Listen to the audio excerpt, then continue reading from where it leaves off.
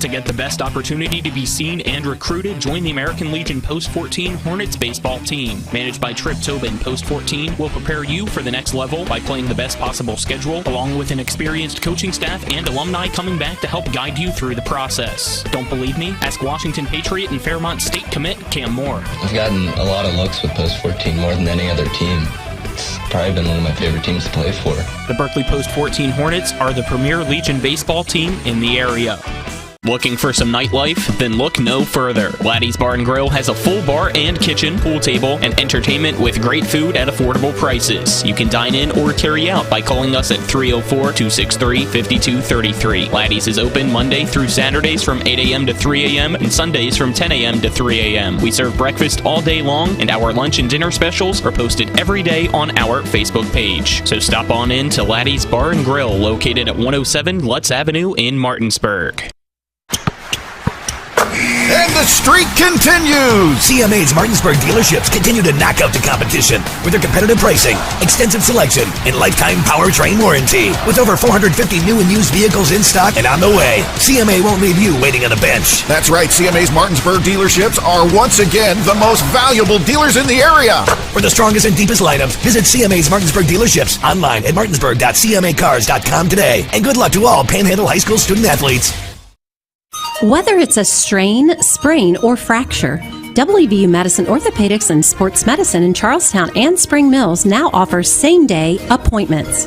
No referral is needed unless required by your insurance carrier. WVU Medicine Orthopedics and Sports Medicine offers the exceptional care you expect for the injuries you don't. For same-day appointments at WVU Medicine Orthopedics and Sports Medicine, call 304-725-BONE. The following is a special sports broadcast presentation of Talk Radio WRNR Martinsburg. Play ball! It's time for the fun and excitement of West Virginia high school baseball. Today's game is being brought to you by Parsons Ford of Martinsburg, the Skinner Law Firm, Laddie's, Trips Flooring, Jambo Construction and Fencing, the Mirius Group of Financial Advisors, Smallwood and Small Insurance, CMA Honda of Winchester, Bechtel Jewelers, Cody's Auto Body, Rock's Local Markets, CMA Toyota Chevrolet of Martinsburg, Orsini's Home Store, Farmers and Mechanics Insurance Companies, WVU Medicine Berkeley and Jefferson Medical Centers, the Mansion Ferretti Law Firm, and by Hagerstown Ford. And now for the pregame show. Let's go out to the field and join our Talk Radio WRNR broadcast team.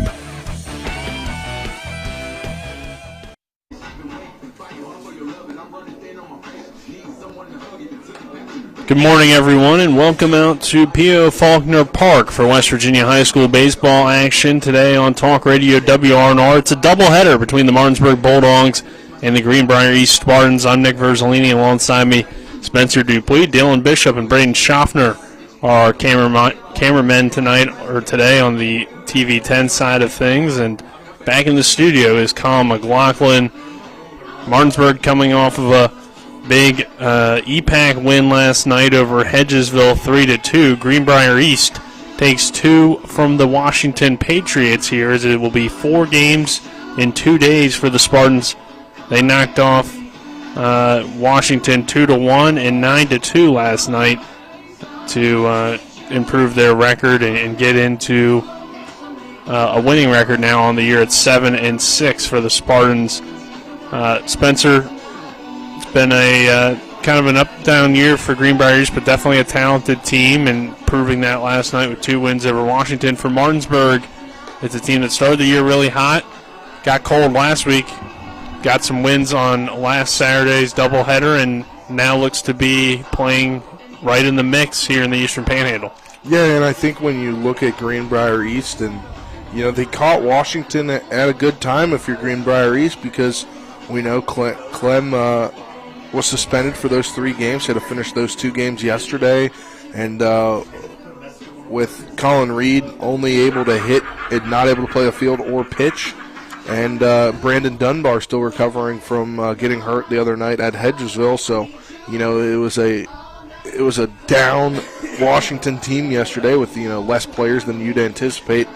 And they got the doubleheader win. It was a close one in Game 1, 2-1, but then it was 9-2 in Game 2 yesterday afternoon. Greenbrier East got to kind of chill out and, have the night off, while Martinsburg got that 3-2 victory over Hedgesville that we were here for on that go-ahead RBI single by Carson Buber in the bottom of the 6th inning, where they were able to play another run on an error in the outfield, and Martinsburg secures the 3-2 victory, and they get redemption over Hedgesville after falling in the game prior. And, we talked to Coach Grove yesterday prior to the game, and, he said it's kind of a tale of two times between those games, because that game, the prior game between Hedgesville and Martinsburg, was a game that had to be continued.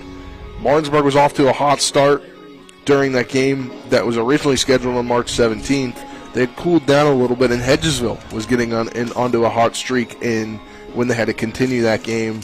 And I liked that comparison, the way that those two teams played. And now Martinsburg gets back that conference win. They're sitting at 7-4 on the season. And it should be a good 2 games here for P.O. Faulkner Park.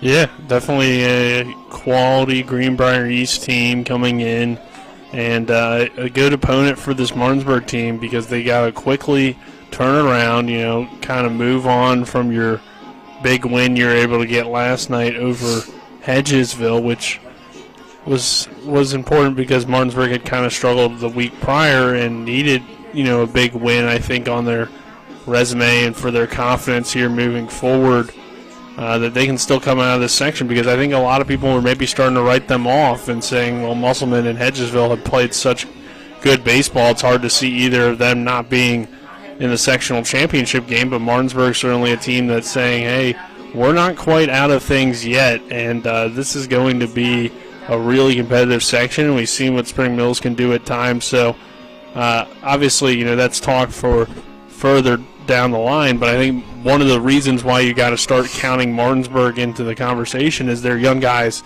are starting to be productive, and even some veterans are starting to really make the turn. Carson Buber, as you mentioned, comes through a big hit last night, and at times he struggled this year. You see the play of Braden Oviedo defensively and offensively for this Bulldogs team. He's a young guy that's really stepped up, and Michael Lupus on the mound was tremendous last night, and then he comes through some hits as well. So overall, Spencer, it seems like Martinsburg's starting to play good baseball, and one of those young guys that they'll look to get production out of here today is Jameer Brown. Jameer got the start a week ago against Kaiser. Went, I believe it was 4 innings, 7 strikeouts for him in that victory over, I should say that was against Petersburg.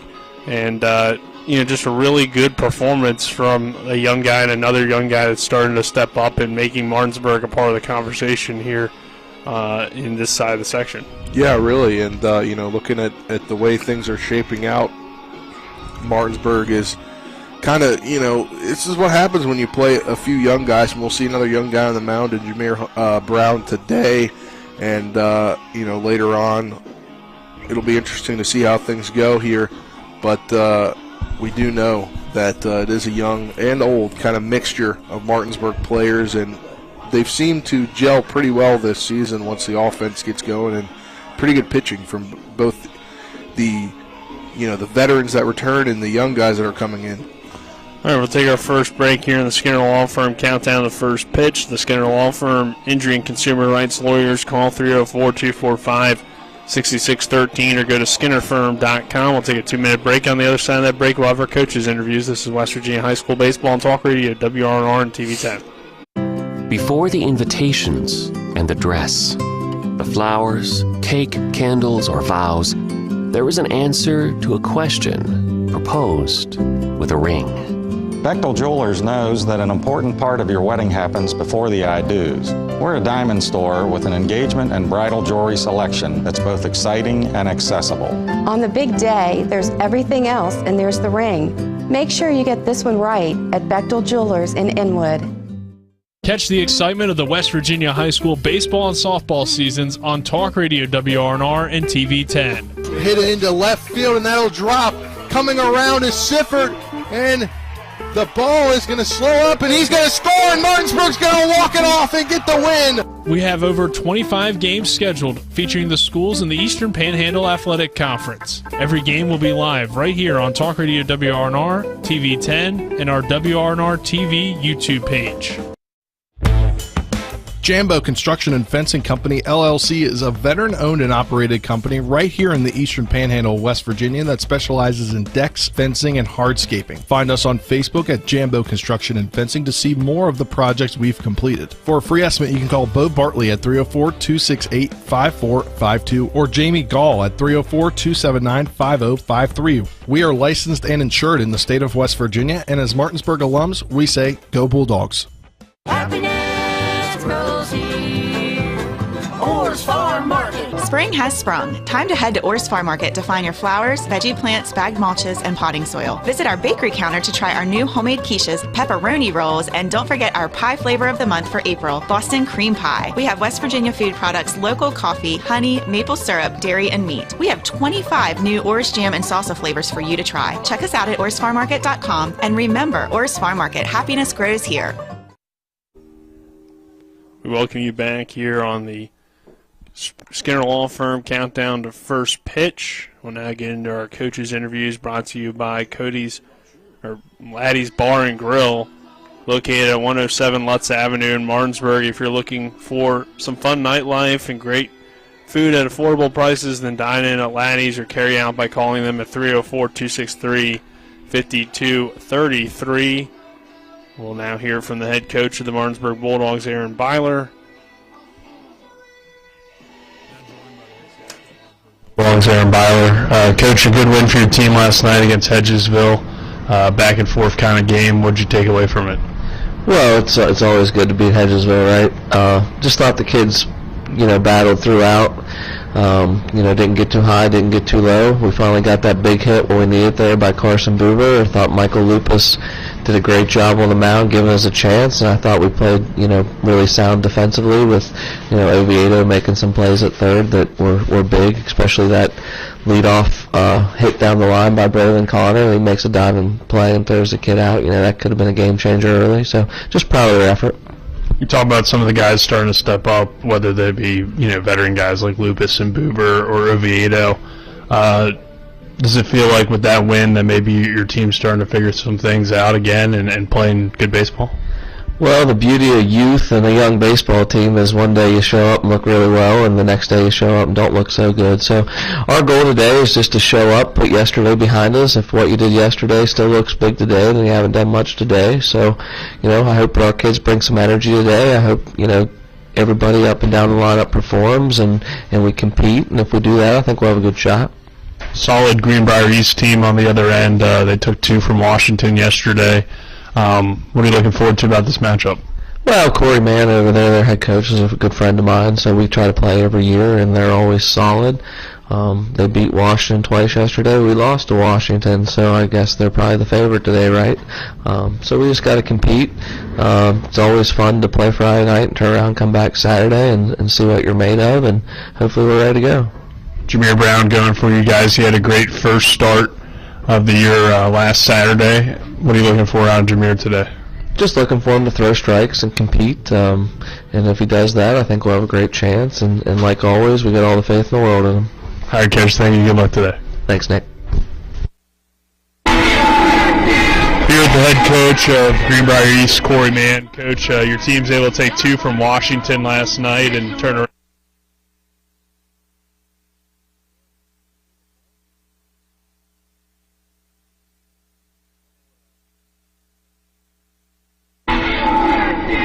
The head coach of Greenbrier East, Corey Mann. Coach, your team's able to take 2 from Washington last night and turn around here today and play Martinsburg, but what were some good things from the game yesterday? We traveled a long ways and we were still able to play good baseball, and years in the past we haven't done a good job with that exactly, so I was proud of the way we come up yesterday morning and got here and was ready to play and battled for 2 games and was able to win both of them. For your team, too, it's been kind of an up-and-down start to the year. Today against a young Martinsburg team, what are some things that they kind of provide as a challenge, and what have been some things that you think your team can get out of this trip? You know, Martinsburg's always very well coached. They're always a good baseball team. That's why we come up here to the Panhandle every year and play teams from around this area. And the experience of playing the caliber competition that we have when we come up here, a lot of times it's 4 games in 2 days. It helps with depth in our program, and it shows our kids that battle through adversity and win some games and grow as a player. And at the end of the weekend, we're always a better baseball team than when we came up. Who have been some guys that have really stood out to you so far this year? You know, our seniors have done a good job leading. Darius Boswell, he's going to pitch today for us. He's been solid for us all the way around. But all our guys, we've played good team baseball. When we get good pitching, we've played well behind it. So, you know, all in all, I think I like our whole team, and they all play together, get along together, and when we do that, we usually find a way to win games. What particular will be some keys for you guys today to get a win? Pitching. If we can throw strikes and not walk a lot of batters, then we'll have a chance. All right, Coach. Thank you. Good luck today. Appreciate it. Thank you. All right. Those were our coaches' interviews. We'll now take another 2-minute break. On the other side of that break, we'll get into the EPAC baseball roundup, take a look at last night's games, maybe some other games going on tonight as well. And this is West Virginia High School baseball on Talk Radio, WRNR, and TV10. We're back in 2 minutes. Hi, Crescia Hornby here. Larry DeMarco, broker of Modern Realty Results, believes he has some of the best real estate agents in the Eastern Panhandle. Agents at Modern Realty Results have years of experience and knowledge of the local real estate market. Agents within the office work as a team to provide quality customer service. We strive to always ensure client satisfaction through handling every transaction with honesty and integrity, all while offering competitive rates. Modern Realty Results is veteran-owned and managed. Please call us at 262-4222, modernrealtyresults.com. This is Eric at Hagerstown Ford. Over the last decade, the way we buy things have evolved. Now, you get on your phone, click Want It, and it shows up at your front door. At Hagerstown Ford, it is that convenient. We've changed the car buying experience on the I-81 corridor forever. And with a return policy better than Walmart, there's absolutely no reason to buy a new or used car, truck, or SUV anywhere else. Just like Amazon, Hagerstown Ford will deliver the vehicle to you, where you are, and on your time. And if you don't want it, return it. No questions asked. Why waste your time at a car dealership playing the dumb back-and-forth games? Besides, we hate it more than you do. I assure you, no dealership from Winchester, Virginia to Washington, D.C. will beat our price. No dealership from Chambersburg, Pennsylvania to Baltimore, Maryland will beat our price. And no other dealership will allow you to return it if you don't want it. Hagerstown Ford absolutely provides the best experience at the best price. Visit HagerstownFord.com to schedule your VIP experience. Click on the vehicle you want and get your new ride delivered to you at no risk. See dealer for details. I pre-planned my funeral to make it easier on my family. They were relieved to know I'll get just what I want. My family actually thanked me for taking matters into my own hands. Turns out having this awkward conversation wasn't awkward at all. Pre-planning is my choice. There are certain things about me my family may not know. Now they won't need to guess. The choices are yours. The peace of mind is theirs. Pre-plan your funeral with Brown Funeral Homes and everything will be taken care of. Find out more online at brownfuneralhomeswv.com. Brown Funeral Homes, here for you. We welcome you back here to P.O. Faulkner Park. A few minutes here before first pitch between the Martinsburg Bulldogs and the Greenbrier East Spartans. I'm Nick Verzolini alongside me, Spencer Dupuis. We'll now get into our Jambo Construction and Fencing EPAC Baseball Roundup. Jambo Construction and Fencing LLC, a veteran-owned company that specializes in decks, fencing, and hardscaping. For a free estimate, you can call Bo Bartley at 304-268-5452. It's up right now because he's sitting down there on the bucket. You can call and leave a message. Yeah, that's true. You can. Talked about it last night. Martinsburg gets the 3-2 victory over Hedgesville on the Carson Buber go-ahead RBI single with a second run scoring on the air in the outfield in the bottom of the sixth inning, able to secure it in the seventh.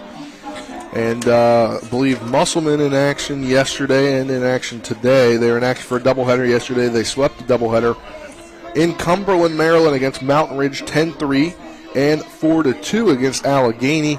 They're now sitting at 11-3 on the season. They are in action for 2 this afternoon as well at Elkins.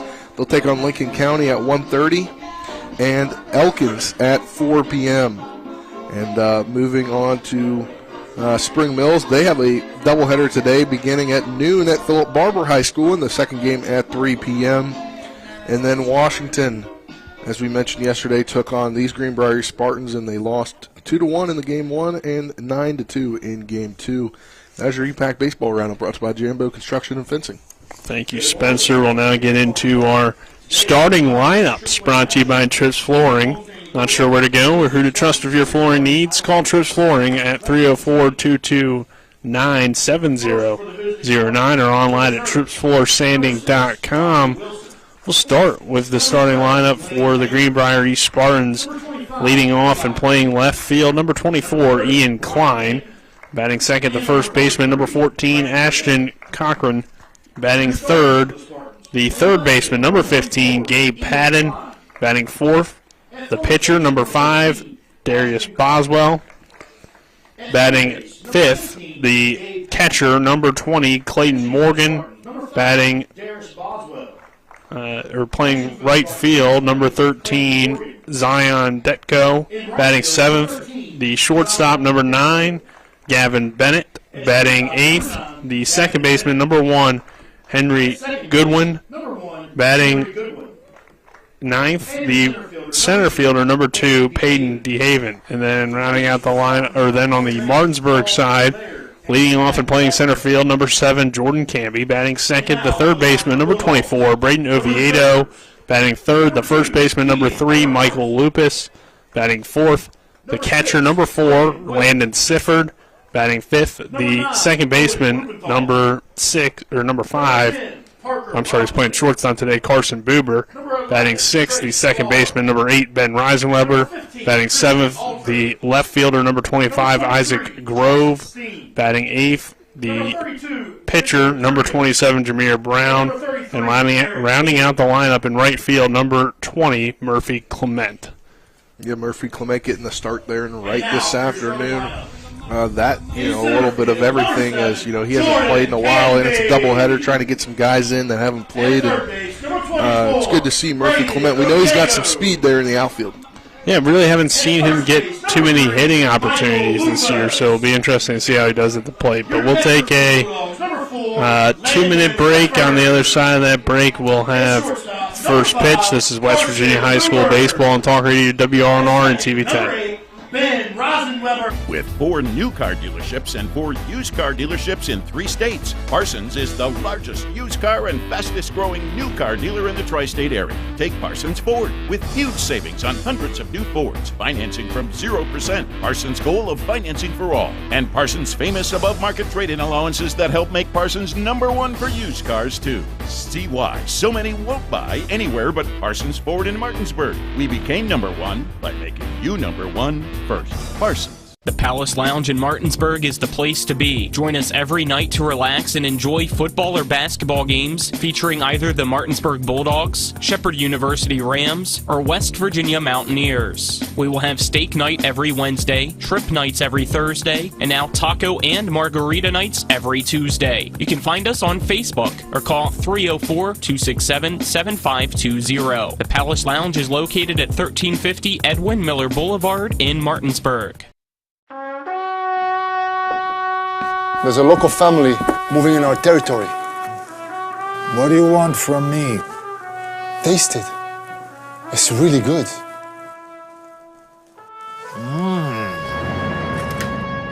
We'll go to the mattresses. It's not personal. It's strictly business. Leave the guns. Take the pizza. Rock's, now serving hot, fresh pizza to die for. Ow, that really hurt.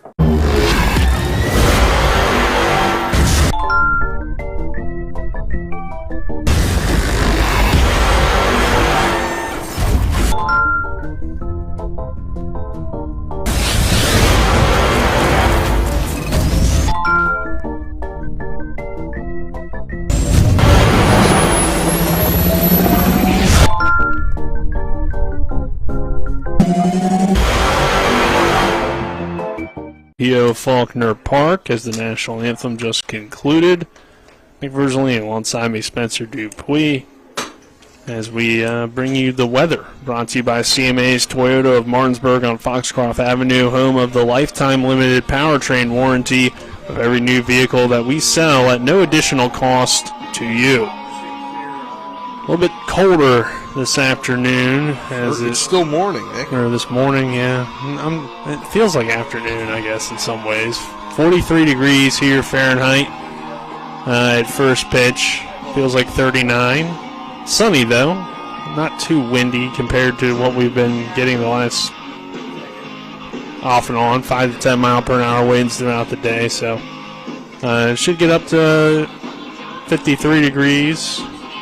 I'm looking, Spencer. It might be warmer here in Martinsburg than it's going to be down in Myrtle Beach. That's what the talk of the town is. Yeah, it was the talk last night between. I was talking to Coach Eric Grove about that, as they'll be down there as well at Hedgesville, and talking with some of the Martinsburg coaches as well. It'll be hotter up here in the Panhandle than it will be at the beach in Myrtle Beach, which is wild to me. Yeah, Mingo Bay Classic. Move it to Mingo County, West Virginia. The Shenandoah River Classic. To Mingo County, West Virginia. Good, yeah. And that's where the name's derived out of. Yep. Our first pitch as we get ready for that here is brought to you by CMA Chevy of Martinsburg. Make your way to CMA Chevrolet of Martinsburg on Foxcroft Avenue today for quality vehicles, a friendly team, and professional service at every step of the way. Chevy, find new roads. On the mound today for the Bulldogs is Jameer Brown as he concludes his warm-up pitches. The Bulldogs coming out in the white hats with the orange Block M logo and black bill. Black jerseys outlined in orange are the letters and numbers across the chest, and the white pants with the black stripe down the side. Greenbrier East with the yellow uniforms and the green numbers, green letters across the chest. A lot of guys wearing stirrups today. Yep, that's pretty common on the Greenbrier East side of things. Green pants with the yellow stripe down the side as the Spartans come to the plate here. And we get ready for first pitch. Klein, the left fielder, will lead things off, right-handed batter versus the right-handed pitcher. The first pitch from Brown is low and inside for ball one. First pitch at 10:05.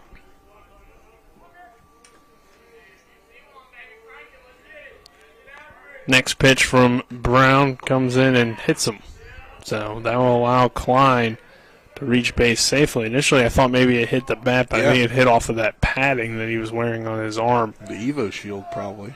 So that allows him to take first base safely and bring the left-handed hitting Cochran to the plate. Yeah, already a man on first.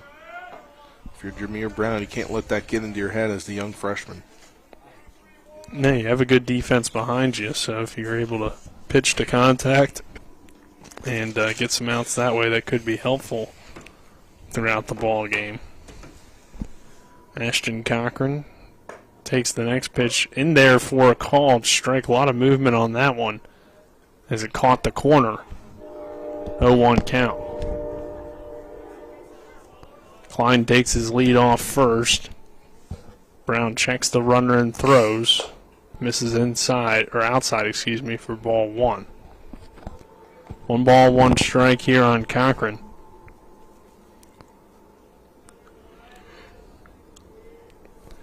Jameer Brown, the tall freshman, throws over just to check the runner, and sliding back in safely is Klein down there at first. Yeah, Nick, you talk about Brown, a freshman, also on JV. There's a guy going last night for them. Henderson is bright future on the mound for the Bulldogs.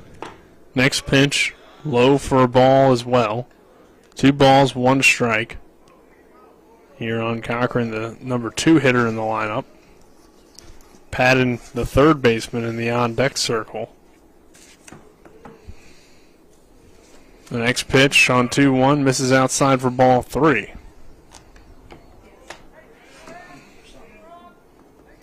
A lot of softball here in the EPAC. Teams playing this afternoon, getting those game-changer notifications, or this morning, excuse me. 3-1 count. The pitch low for ball 4. So hit by pitch and a walk to begin things gives Greenbrier East an excellent opportunity here early on.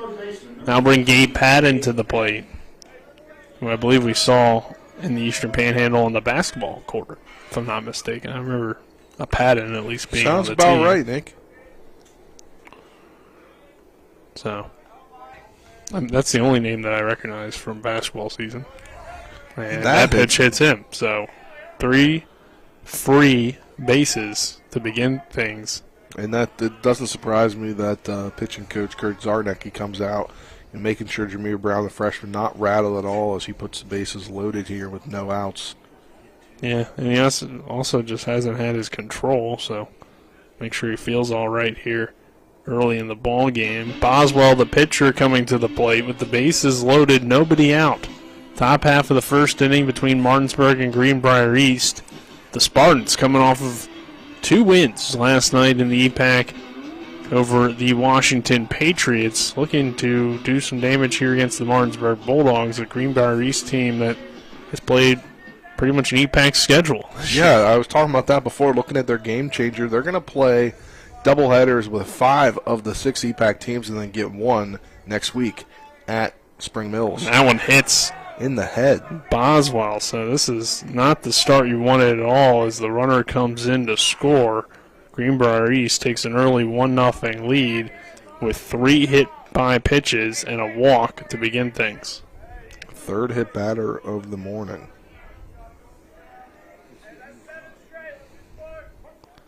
Now bring Morgan to the plate, the catcher.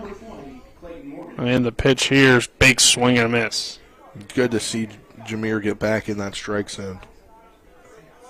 0-1 count here on Morgan. Bases are loaded. The next pitch with 1 out, or one pitch in there, and the next one is low for a ball. 1-1 count. 1-0 Greenbrier East on top. Top of the first inning. The next pitch from Jameer Brown. Swing and a miss, strike 2. 1 ball and 2 strikes. That one looked a little bit up, but Morgan took a hack at it. The next pitch, a called strike 3 at the knees.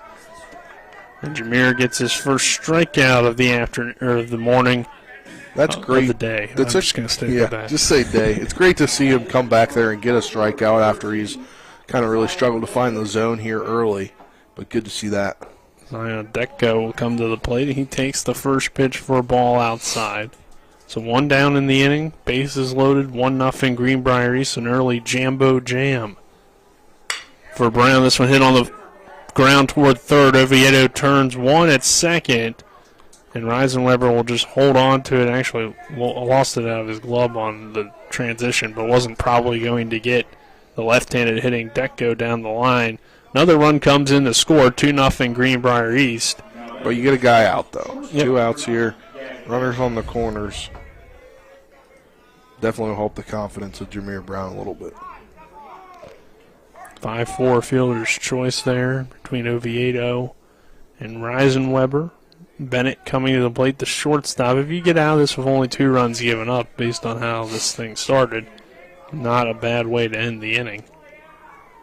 Runners on the corners now for the Spartans. Bennett at the plate. The pitch to him is low for a ball. Or, I'm sorry, in the zone for strike 1.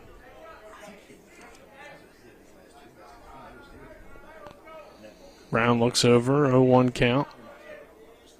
The next pitch, swing and a miss, strike 2. Got command now of that off-speed pitch from Jameer Brown. So 2 count, runners on the corners. 2 down. The next pitch from Brown on 0-2, a swing and a miss for strike 3. Jameer works his way out of the jam, giving up 2, though. Greenbrier East takes the early 2-0 lead. We head to the bottom of the first. Bulldogs coming to the plate. This is West Virginia High School Baseball on Talk Radio, WRNR and TV 10. Remember when you were a little kid and saw your first deer? Oh, how cute. As an adult, maybe you've had a different experience. Where'd that come from? Bambi mess up your dream machine? Call Cody's Auto Body today at 304-901-4777 and get the work done right the first time. Cody's Auto Body, 851 Wilston Street in Martinsburg, has a team of auto body professionals with a lifetime of experience putting your ride back together again, regardless of how it got that way. Cody's Auto Body. To get the best opportunity to be seen and recruited, join the American Legion Post 14 Hornets baseball team. Managed by Trip Tobin, Post 14 will prepare you for the next level by playing the best possible schedule, along with an experienced coaching staff and alumni coming back to help guide you through the process. Brings up Camion Gonzalez with runners on the corners. Runner from first going, and it's a fair ball down the third base line by Gonzalez. That's going to allow one to score. The Berkeley Post 14 Hornets are the premier Legion baseball team in the area. We welcome you back to P.O. Faulkner Park. 2-0 lead for Greenbrier East over Martinsburg as we begin the bottom of the first inning. It's Jordan Canby to lead things off for the Bulldogs, followed by Braden Oviedo and Mike Lupis. And then on the mound today for Greenbrier East is Boswell, who coach has been excited about so far this season, so it could be a tough matchup for the Bulldogs. And pitching with a 2-0 lead certainly gives you some confidence. Yeah, it really should if you're Greenbrier East. Canby had a hit last night, so maybe you can get another one here. Jordan takes the first pitch for a called strike on the outside corner. Canby, the senior center fielder, going to be a big part of this Bulldog team. The next pitch in there for strike two. Nice curveball. So Boswell gets ahead. No balls and 2 strikes to Canby. The next pitch misses low and outside. Yeah, hits the turf in the other batter's box. So 1 ball, 2 strikes on Jordan Canby.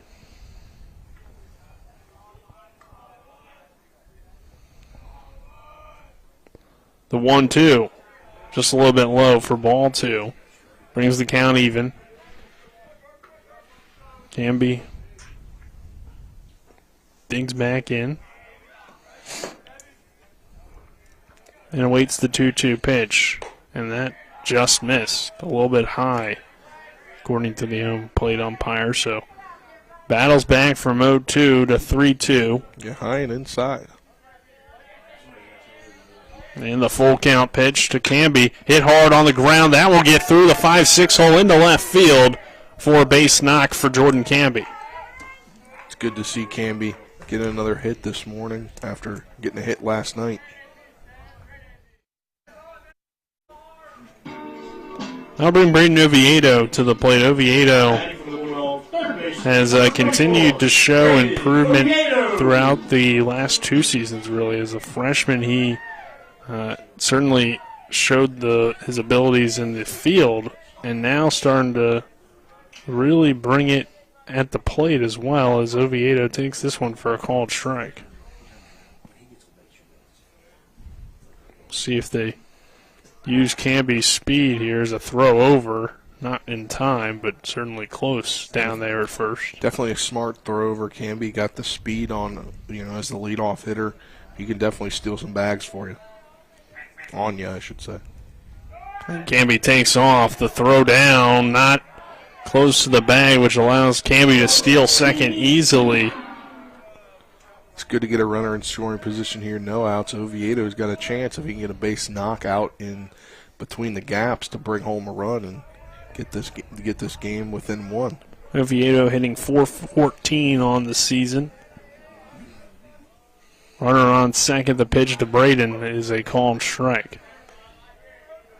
And Colin got to talk to Braden after the game last night, as well as Mike Lupis, the 2 players of the game.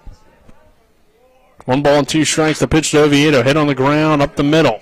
Shortstop can't field it cleanly, and Bennett, and that allows Braden Oviedo to take first base safely. So runners on the corners as Canby moved up on the hit. Either way, that was going to be a productive a B for Oviedo because, I mean, that was, he was going to make it probably close there at first, but it would have been an out, but it would have moved your runner to third with just one out, and Mike Lupus at the plate. Ruled out an error, so Oviedo reaching on the error. The E6. And Mike Lupus comes to the plate now with runners on first and third. The pitch to Oviedo, or the pitch to Lupus, a call and strike one. If you're Oviedo here, you might think about swiping second to get the double play out of order.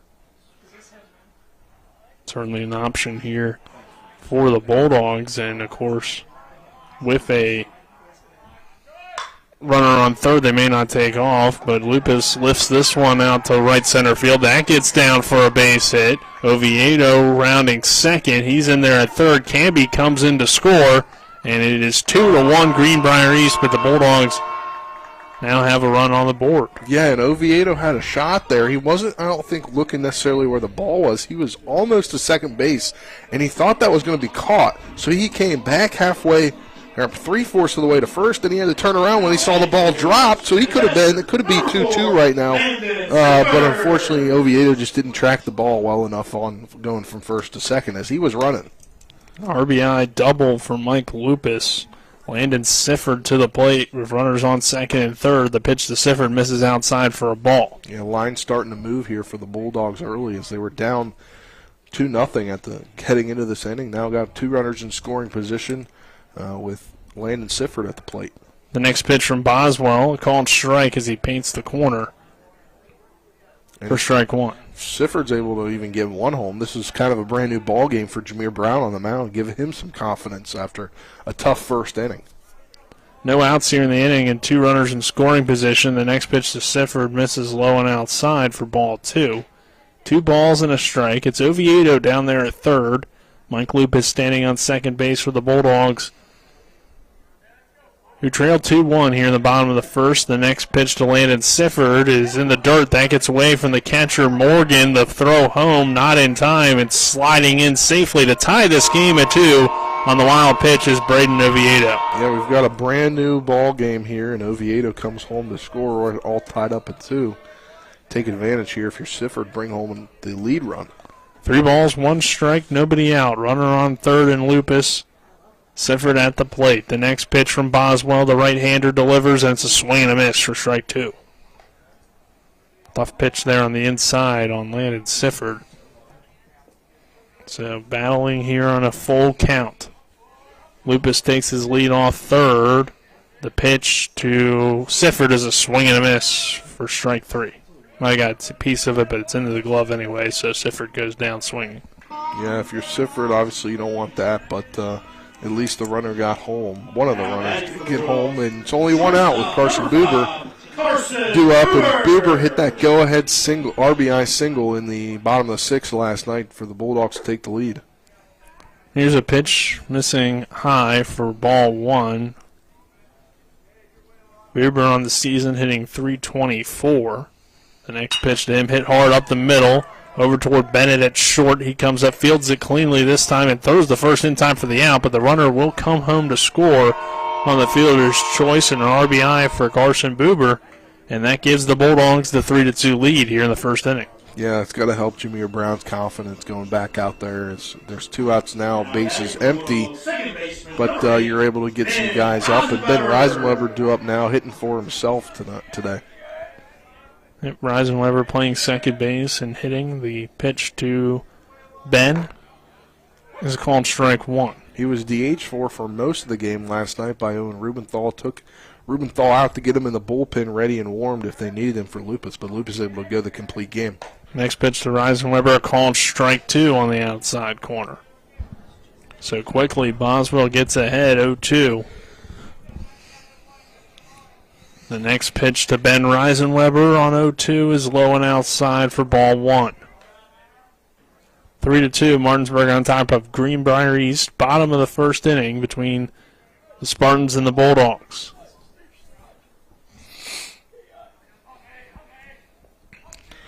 The next pitch from Boswell on 1-2 is a chopper hit toward third. The throw over bounces And in and out of the glove of the first baseman, Cochran. And it will allow Reisenweber to extend the inning. Reach on the error. That will bring Isaac Grove to the plate. Now batting for the Bulldogs, left fielder, number 25, Isaac Grove. Umpires today, Keith Allison in the field, and believe Jeff King behind the plate. Grove hitting .444 this year in limited appearances. Only 9 at-bats, now 10 for him on the season if he's able to get an official at-bat here. Sticks the bat out there for a bunt and pulls it back. Still a called strike, though. So 0-1 count on Grove. Runner on first, and Reisenweber, who reached on the error.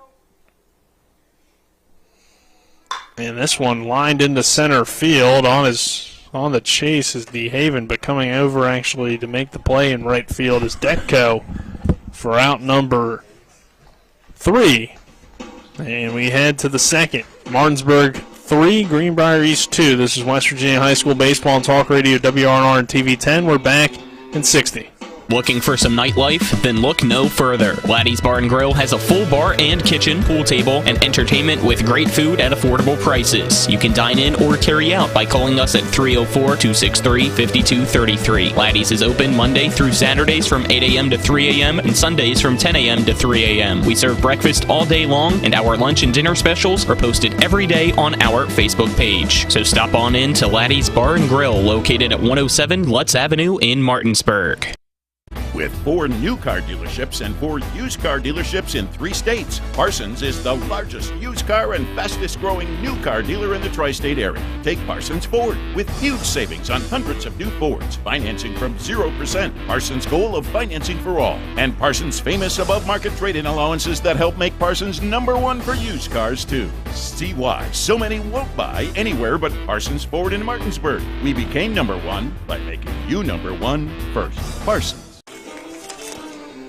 We welcome you back to P.O. Faulkner Park.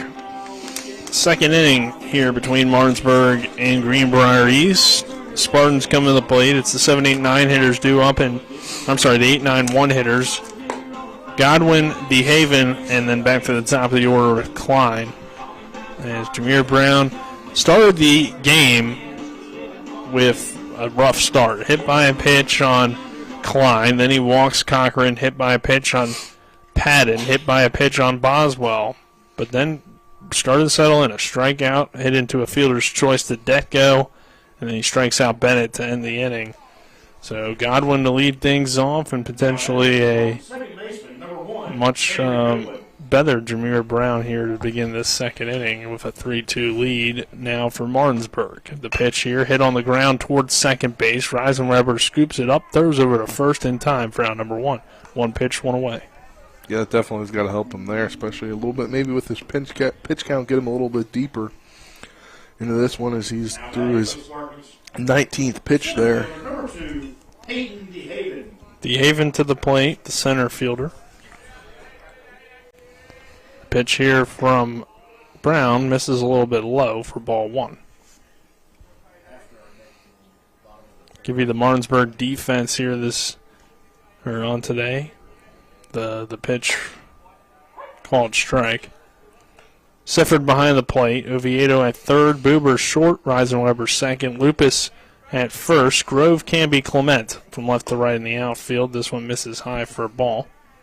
2 balls, 1 strike here on DeHaven. Our cameraman out there in left field, Braden Schaffner's got a great vantage point of how high that ball was there. That one runs in and hits DeHaven. That's the 4th hit batter so far today. Klein will now come to the plate as DeHaven gets on the hit by pitch, and Klein was one of those victims to begin things with a hit by pitch. The left fielder now coming to the plate. Runner on first and 1 down.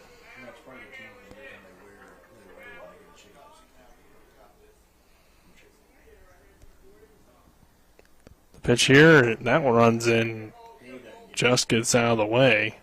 Does Klein, as it kind of broke at the last second as well, but Looked like it was going to be another hit by pitch, a 1-0 count. The pitch from Brown. Low for ball 2. 2 balls, no strikes. Yeah, Brown behind here. Hopefully, for his sake, he wants to get even here. Runner on first base.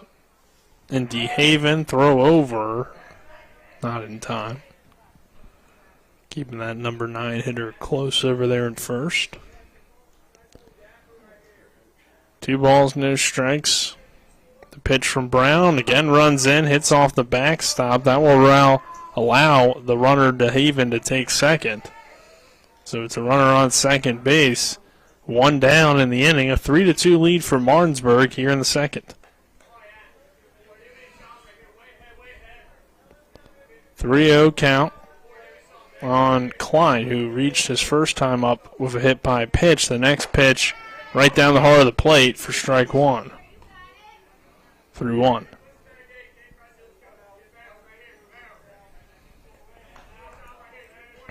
Runner and DeHaven now standing on second base, and a big swing and a miss for strike 2. Full count now on Klein. Jameer Brown with 1 out in the inning. Checks the runner on second. And delivers the 3-2. Low for ball 4. And that will allow Klein to reach for the second time today on a hit by pitch. His first time and a walk here. So runners on first and second. 1 out. And Cochran coming to the plate. He walked his first time.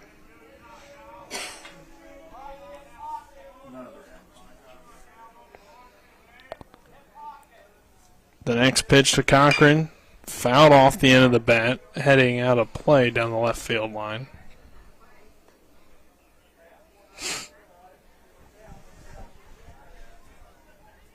A 1 count now, 1 down, runners on first and second for the Spartans. And the next pitch, swing and a miss for strike 2. So Jameer Brown getting ahead here of Cochran. Trying to battle back here early in this game. Just hasn't really had his control. At times, though, has shown the talent. And there's a swing and a miss, strike 3. 2 down now in the inning. You said talent, I think, right there. You know, that was out of the strike zone, but it curved out or, slid out of the strike zone, swept out of the strike zone. And I think that's something that Jameer Brown's going to – it's in his repertoire is what he's able to do. Get swingers to swing and miss.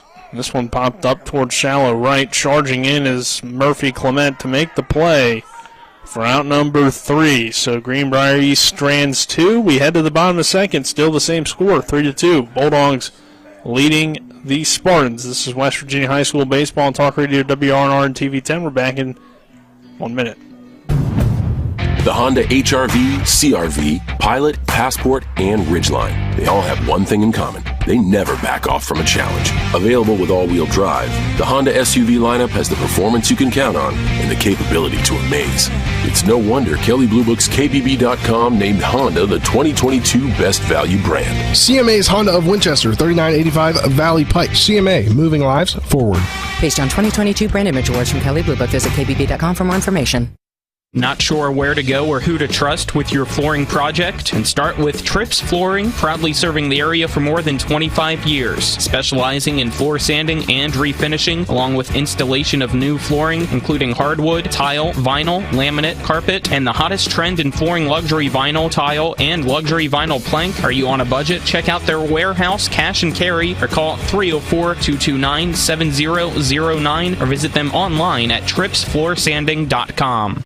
Welcome you back here to P.O. Faulkner Park. West Virginia High School Baseball. 3-2 lead for the Bulldogs. And bottom of the order coming to the plate here for Martinsburg. 8-9 one-hitters. Due up and Brown, Clement, and Canby. Yeah, pitcher later on today, I believe, will be either Rubenthal or Reisenweber, or the combo. Yeah. I know Rubenthal was able to get in yesterday if they needed him, but they did not need him, as Michael Loop is able to go the distance. I believe it's Reisenweber to start, though, what they were talking about last night. Pitch misses for a ball, and Brown sends this one down the left field line, but it's going to dip just foul.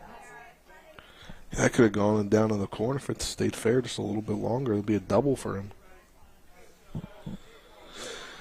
Instead, it's just a long strike. 1 ball, 1 strike. Wait for the left fielder to get back into his positioning, and now we'll restart. Bottom of the second inning, the pitch to Brown. There's a bouncer in the turf for ball 2. Jameer pitching today. Typically has been playing a lot of first. And that one runs in on him, but it was fouled away. So 2 balls, 2 strikes to lead off the bottom of the second for Jameer Brown. Bulldogs got down 2-0 in this one, but would rally back for 3 in the bottom of the first. That one just missing. It will be ball 3. Full count now on Brown.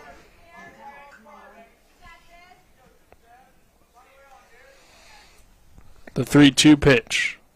Hit on the ground into left field for a base hit. Yeah, great piece of hitting there between the 5-6 hole. And it's the second time we've seen the Bulldogs go through the 5-6 hole. Yep. That will bring Keegan Everhart into courtesy run for Jameer Brown, and Murphy Clement coming to the plate. Yeah, courtesy runners, courtesy of the Berkeley Post 14 Hornets. As a coach coming out to talk what they want to do here. This is only Murphy's 5th at-bat of the year, 6th plate appearance. Yeah, haven't seen a lot of him, obviously. But we know he's got some speed. I believe he is 2 for 4. I believe he's wearing football cleats out there. Football turf. Yeah. Why not? If you got the turf. Number 20, Murphy Clement.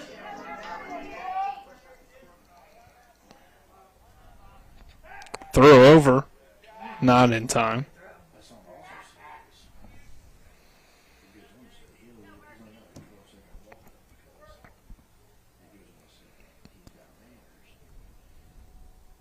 Runner takes his lead off first, and Everhart, he's going to take off and run.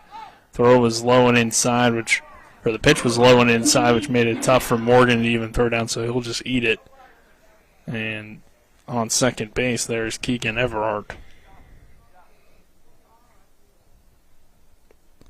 The 1-0 pitch to Clement. In there for a called strike 1. 1 ball, 1 strike on Murphy. Again, 2 for 4 on the year is Clement at the plate. The next pitch, missing outside for a ball. 2 balls, 1 strike. Runner on second base. And Keegan Everhart, courtesy running for Jameer Brown, the pitcher who had a leadoff single to begin this bottom of the second inning. Everhart taking off for third. Throw down, not in time. So quickly, you got to run. But I think they're going to call interference on Murphy Clement, the batter, which sends Everhart back to second base and calls him out. So, yeah, unfortunate situation there.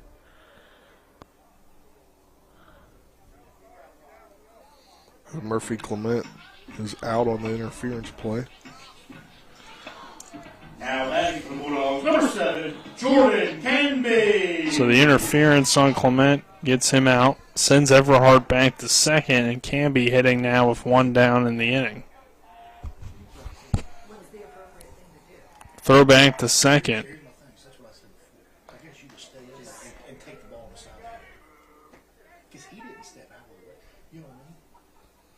Not in time.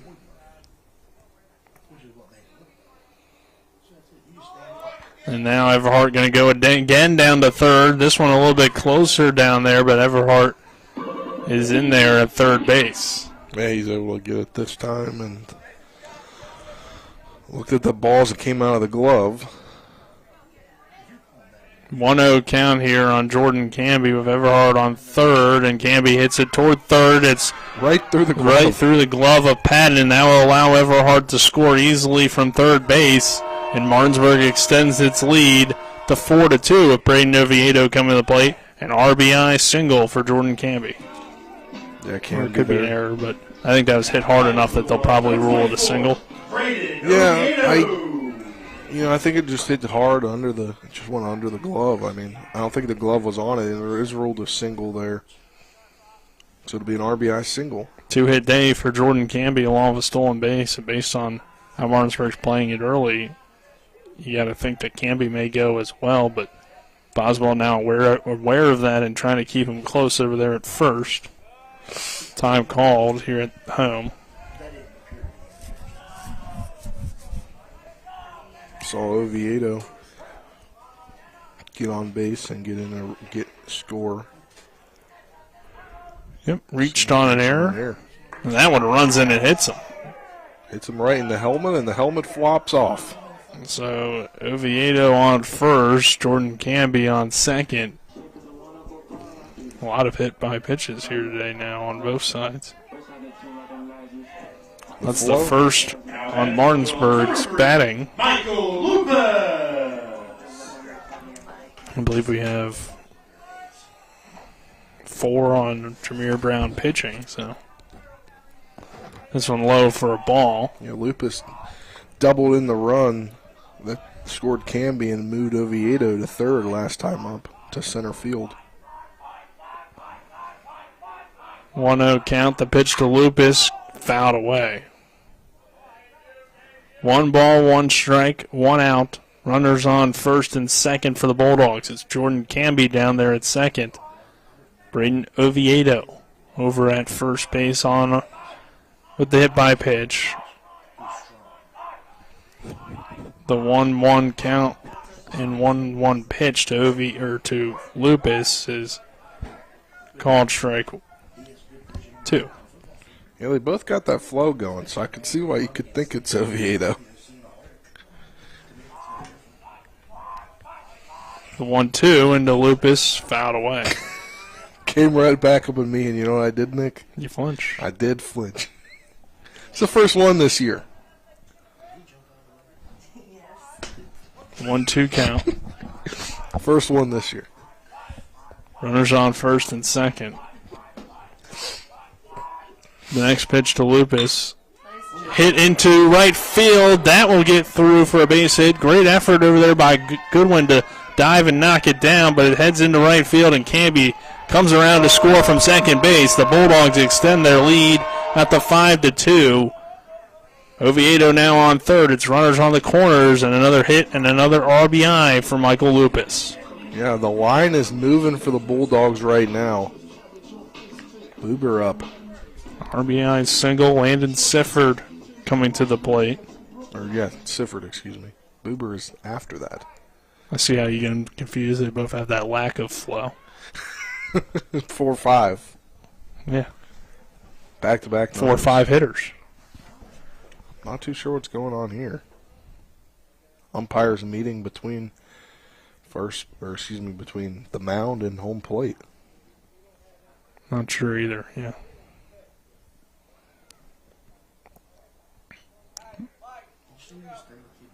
But runner on third and Oviedo. Runner on first and Michael Lupus. Landon Sifford at the plate. Now batting for the Bulldogs, number 4, Landon Sifford. Still just 1 out here in the inning. And Martinsburg holds a nice 5-2 lead now over Greenbrier East. Sifford struck out his last time up, but Oviedo was able to score on a pass ball during his at-bat. Sifford at least squaring to bunt here. We'll see if he actually does lay one down, and time called again by the home plate umpire.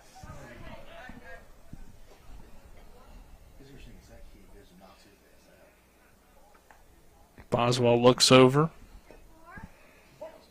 Checks the runner and Lupus down there at first. We'll see, maybe he might go if runners on the corners. And Lupus does take off. Sifford sent it past the third baseman and into left field. Bulldogs 6, Greenbrier East 2. An RBI single for Landon Sifford. Lupus advances to second. Oviedo comes in to score. And they will now courtesy run for their catcher, Logan Wilt. The Dogs really like that left side today. A lot of balls going out that way. Pulling the ball well today is Martinsburg. Last, though, RBI going into right field from Mike Lupus with a little bit of opposite field hitting. Carson Buber to the plate. He drove in a run on a fielder's choice. Runners on first and second, just one out here, and Martinsburg up 6-2. The pitch, low for ball one. Jameer Brown got things going to lead off this second inning with a leadoff single. Here's one hit on the ground toward Bennett at short. He throws the second to get the quick out there. 2 down now in the inning. Runners advancing, though. Lupus now standing on third base. Runners on the corners for Martinsburg. Uber reaching on a fielder's choice to first base, and Ben Reisenweber comes to the plate. 6-2 Martinsburg, bottom of the second inning. And Reisenweber looking to do some damage. He got on an error throw over toward first. Buber back in there safely.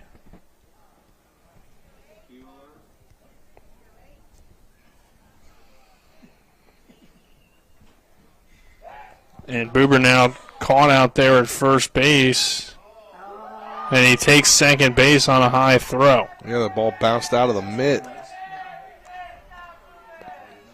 So Carson Buber standing on second. Mike Lupus on third, and it's 2 runners in scoring position here for Ben Reisenweber. Great RBI opportunity for him here at two down. The pitch to Reisenweber, missing outside for ball one. So some couple of good moves from Boswell out there on the mound to get Buber there caught, but unfortunately for him, his defense didn't pick him up. 2-0 count here as Reisenweber gets ahead, hitter's count. And the 2-0 pitch to Ben Reisenweber is low for ball 3. 3 balls, no strikes, runners on second and third for the Bulldogs. Lupus on third, Buber on second. 2 down here in the inning, 6-2. Martinsburg on top, bottom of the second. The pitch to Reisenweber in there for a called strike.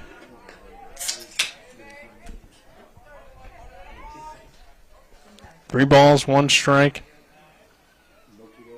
And the next pitch. Swing and a miss, strike 2.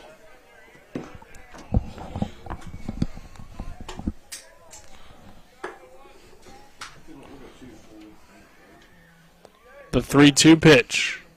Hit on the ground toward third.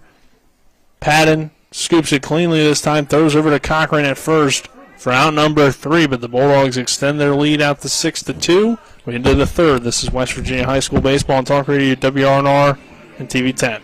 The Palace Lounge in Martinsburg is the place to be. Join us every night to relax and enjoy football or basketball games featuring either the Martinsburg Bulldogs, Shepherd University Rams, or West Virginia Mountaineers. We will have steak night every Wednesday, trip nights every Thursday, and now taco and margarita nights every Tuesday. You can find us on Facebook or call 304-267-7520. The Palace Lounge is located at 1350 Edwin Miller Boulevard in Martinsburg. Looking for some nightlife? Then look no further. Laddie's Bar and Grill has a full bar and kitchen, pool table, and entertainment with great food at affordable prices. You can dine in or carry out by calling us at 304-263-5233. Laddie's is open Monday through Saturdays from 8 a.m. to 3 a.m. and Sundays from 10 a.m. to 3 a.m. We serve breakfast all day long, and our lunch and dinner specials are posted every day on our Facebook page. So stop on in to Laddie's Bar and Grill, located at 107 Lutz Avenue in Martinsburg.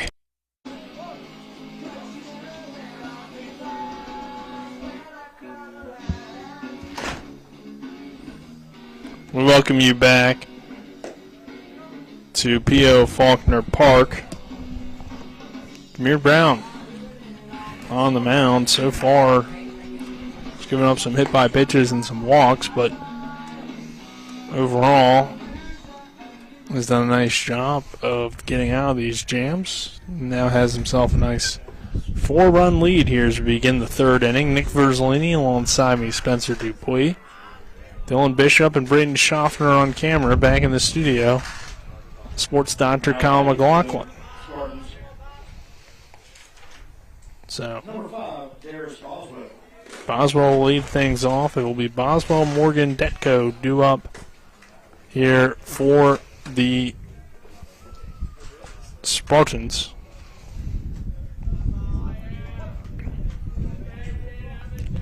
Boswell drove in a run on his hit by pitch with the bases loaded his last time up. This one misses low for ball 1.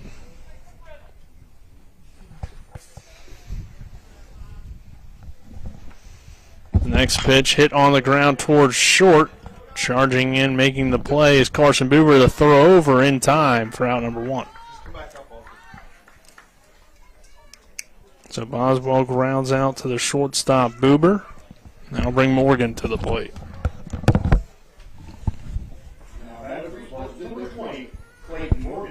Morgan on the day struck out his first time. That was the first out of the game for Jameer Brown. This pitch missing low and outside for ball 1.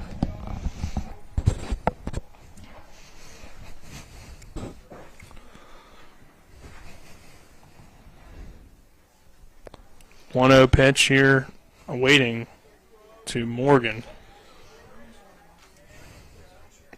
And this one missing inside for ball 2.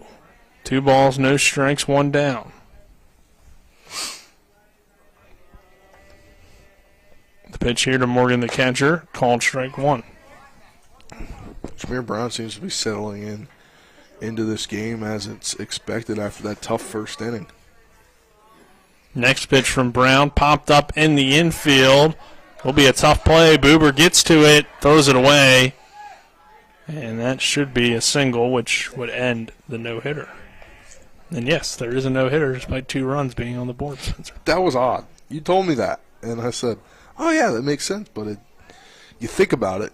You have to think about it for a second. You just look at the box score. You just look at the score. 2 runs up for Greenbrier East. And you don't think about a no-hitter, but that was, in fact, a no-hitter. Now it's over. Throw over to first. Keeps the... But the freshman took the no-hitter into the third. Yeah. And that hit wasn't, your typical hit. It was kind of a good placement in the infield where nobody could really get to it in time. So an infield single breaks it up. Denko takes that one for a called strike. Fans starting to trickle in here to P.O. Faulkner Park on this morning. This one hit towards short. That one's in the left field. A clear single there from Denko. Back-to-back hits now from the Spartans. Bennett coming to the plate with runners on first and second. Just 1 out in the inning. That one just great placement there. Too far over for the shortstop to get it, then out into the outfield for a great placed single at a much needed time. Yep, 6-2 ball game. The next pitch from Brown popped up but foul out of play from Bennett, the shortstop, wearing the number 9. 2 runners on with just 1 out.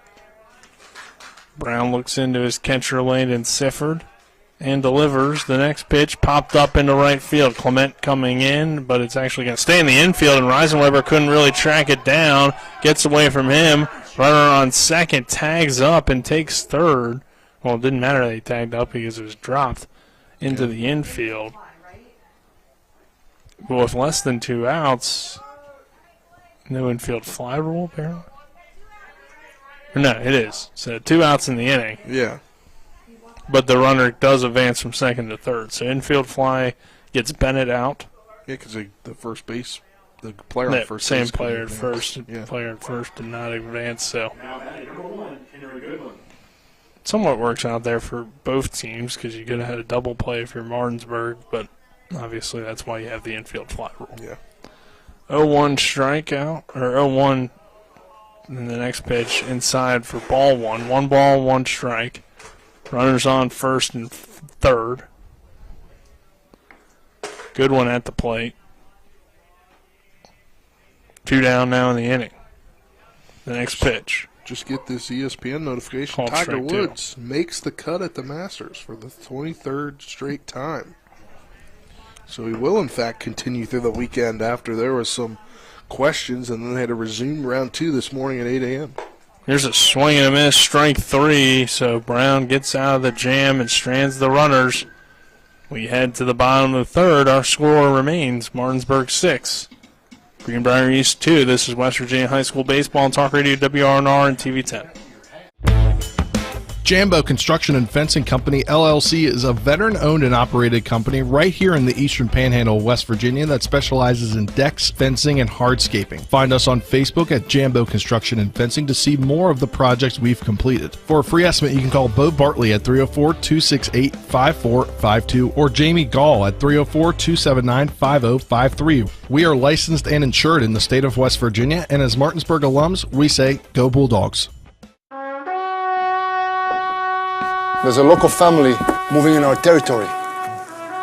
What do you want from me? Taste it. It's really good.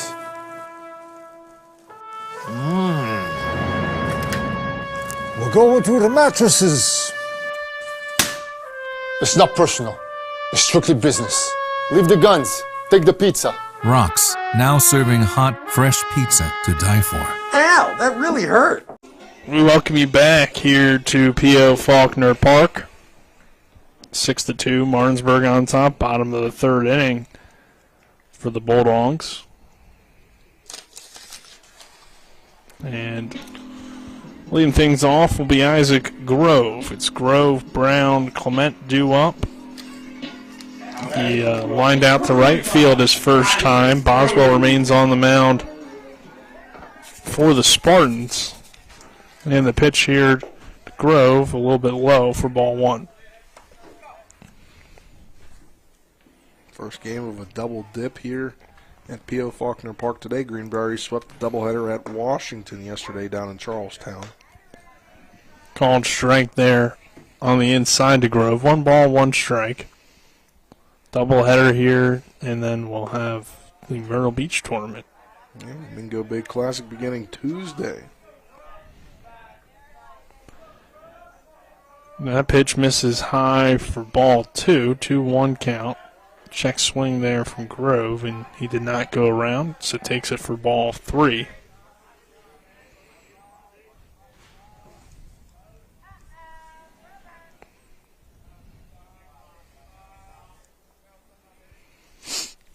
Next pitch, called strike 2. Full count here on Isaac Grove.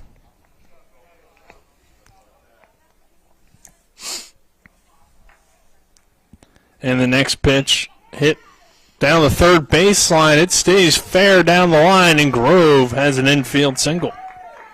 Yeah, Grove happy down there. Didn't have a great night at the plate last night, so gets one today. That will bring Jameer Brown to the plate. Brown singled his first time up. And then his pinch runner, Everhart, came around to score. So Grove standing on first base with the leadoff single, and he dives back in there just safe underneath the glove. Tag from Cochran. Yeah, Cochran thought he got him out.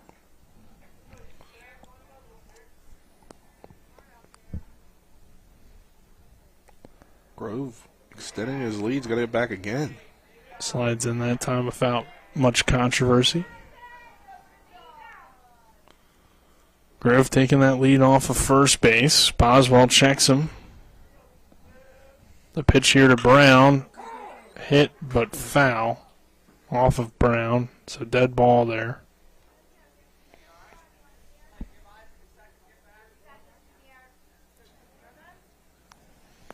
Grove gets back to first base. Brown at the plate. Sitting in now on an 0-1 count. Had a good at-bat too in that leadoff single to begin the second inning. Throw back to first. Grove slides back in safely. Yeah, Boswell really seeing Grove as a problem over there, checking him multiple times now. Well, so far, Martinsburg's pretty much ran anytime it's had a runner on first. And there Grove takes off. The throw down a second.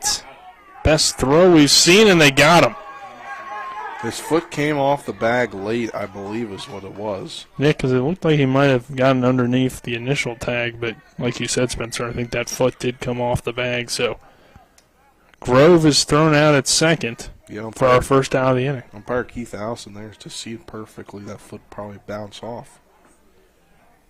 Next pitch to Brown, swing and a miss, strike three. So quickly after the throw down to first, you get the strikeout on Jameer Brown, and we got two down the inning for the number 9 hitter Murphy Clement, who was called out on interference down there at first. Remember last year, at the plate. Remember last year we had with Martinsburg the bats being shared late in the season with Isaiah Morris. Yeah, looks like Jameer Brown and Murphy Clement today at least are sharing a bat. If you like a bat, you like a bat. Yeah. One pitch here to Clement, and Clement gets good contact off of that bat, but it's going to be a fly out to left center field for out number 3. So the Bulldogs, for the first time, go down without any runs on the board, and we head to the 4th. It is Martinsburg 6, Greenbrier East 2. This is West Virginia High School Baseball on Talk Radio WRNR and TV 10. With 4 new car dealerships and 4 used car dealerships in 3 states, Parsons is the largest used car and fastest growing new car dealer in the tri-state area. Take Parsons Ford with huge savings on hundreds of new Fords, financing from 0%, Parsons' goal of financing for all, and Parsons' famous above-market trade-in allowances that help make Parsons #1 for used cars too. See why so many won't buy anywhere but Parsons Ford in Martinsburg. We became #1 by making you #1 first. Parsons. Happiness grows here. Orr's Farm Market. Spring has sprung. Time to head to Orr's Farm Market to find your flowers, veggie plants, bagged mulches, and potting soil. Visit our bakery counter to try our new homemade quiches, pepperoni rolls, and don't forget our pie flavor of the month for April, Boston cream pie. We have West Virginia food products, local coffee, honey, maple syrup, dairy, and meat. We have 25 new Orr's jam and salsa flavors for you to try. Check us out at orrsfarmmarket.com, and remember, Orr's Farm Market, happiness grows here.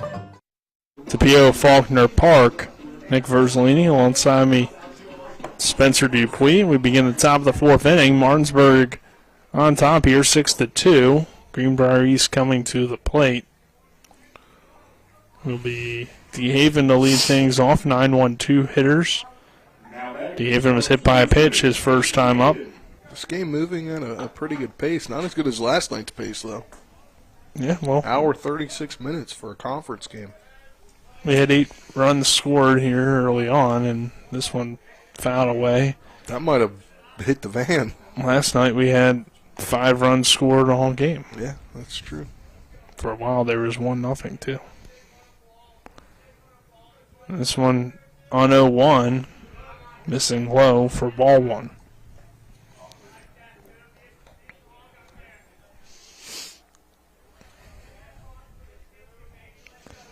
The 1-1 pitch from Brown, and that runs in and hits the Haven. I don't know if he's got something against them, but that's his second hit by pitch. Is that the 4th? 6th, I think. 5th or 6th. 1, 2, 3, 4, 5. 5. None of them have been intentional, by the way. I'm just messing around. Yeah, obviously Sifford and Brown trying to get on the same page there as they go and talk to each other. Klein, he was hit by a pitch and walked so far here today. Sifford talking to Jeff King, the home plate umpire, as he walks back. Runner in DeHaven takes his lead off of first, and Klein trying to lay one down, fouls it away. 1 count.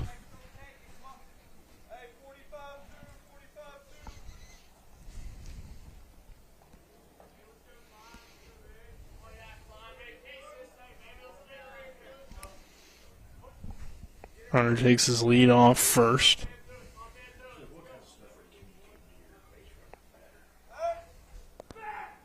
Brown steps off and checks the runner and now resets. That one, curveball, breaks in and gets into the zone at the last moment there. No balls and 2 strikes.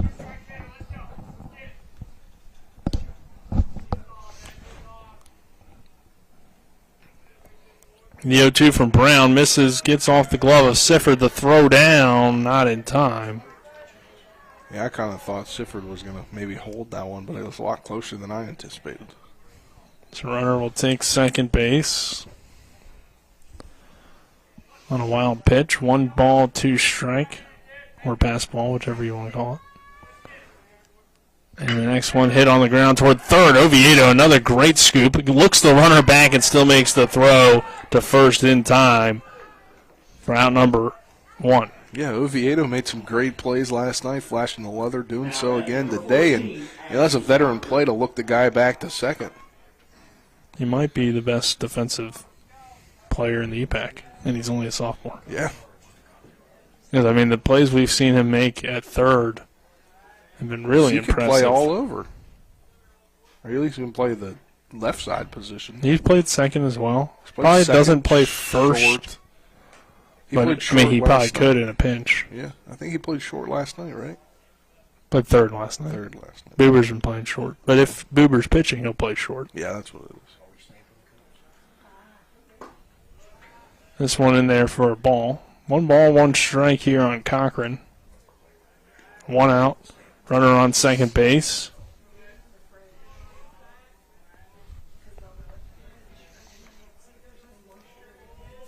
The pitch here, chopper. Brown comes off the mound, tosses over to Lupus for out number 2. Runner advancing from second to third on the fielder's choice. And now bring Patton to the plate. Patton so far hit by a pitch and flew out to right field.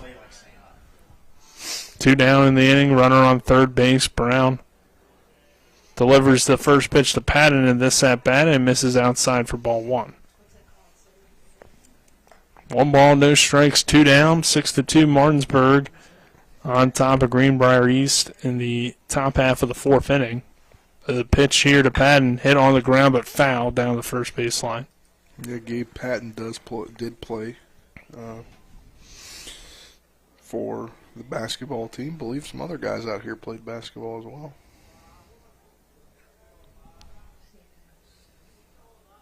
Next one fouled away as well. 1 ball, 2 strikes, 2 down. 2 outs in the inning as well. Peyton DeHaven, okay, center fielder, he also played. I thought maybe, but wasn't sure about him. They really didn't run more than like a 6-man rotation. Yeah. From what I remember. But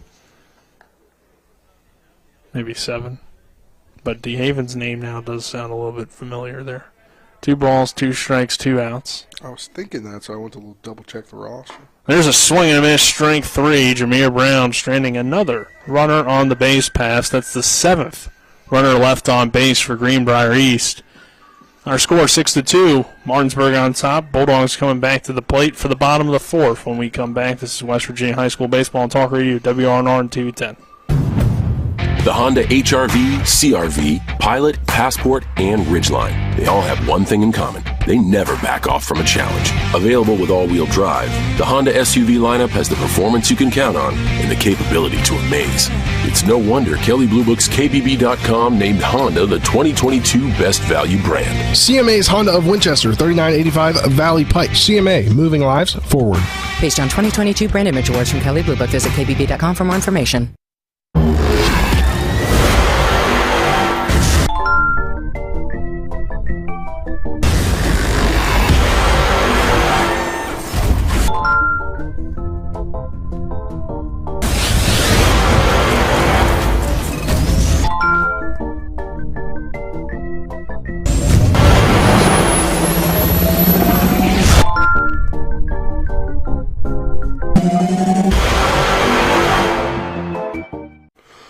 We welcome you back to P.O. Faulkner Park. Martinsburg on top 6-2 here as we begin the bottom of the fourth inning. Nick Verzolini alongside me, Spencer Dupuis. Top of the order for the Dogs, Jordan Camby, Braden Oviedo, and Mike Lupus due up here. Camby having a good day. 2-hit ball game, RBI as well, stolen base. Takes this one inside for ball 1. Next pitch, Camby lays around a bunt and fouls it away. Yeah, that one hit the top of the netting there. 1 ball, 1 strike on Jordan Camby to lead off this inning.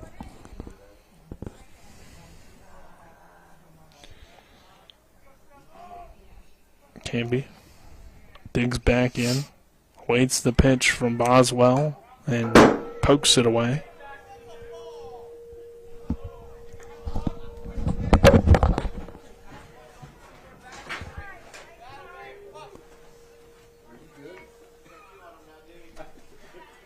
I think that one might have made it through our hole in the fencing here and hit the light pole. Is that what happened? That's what it sounded like, at least.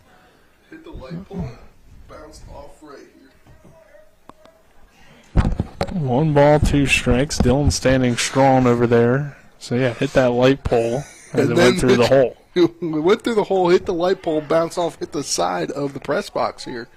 But didn't hit Dylan or the camera? No, zooming by his head. All right, good.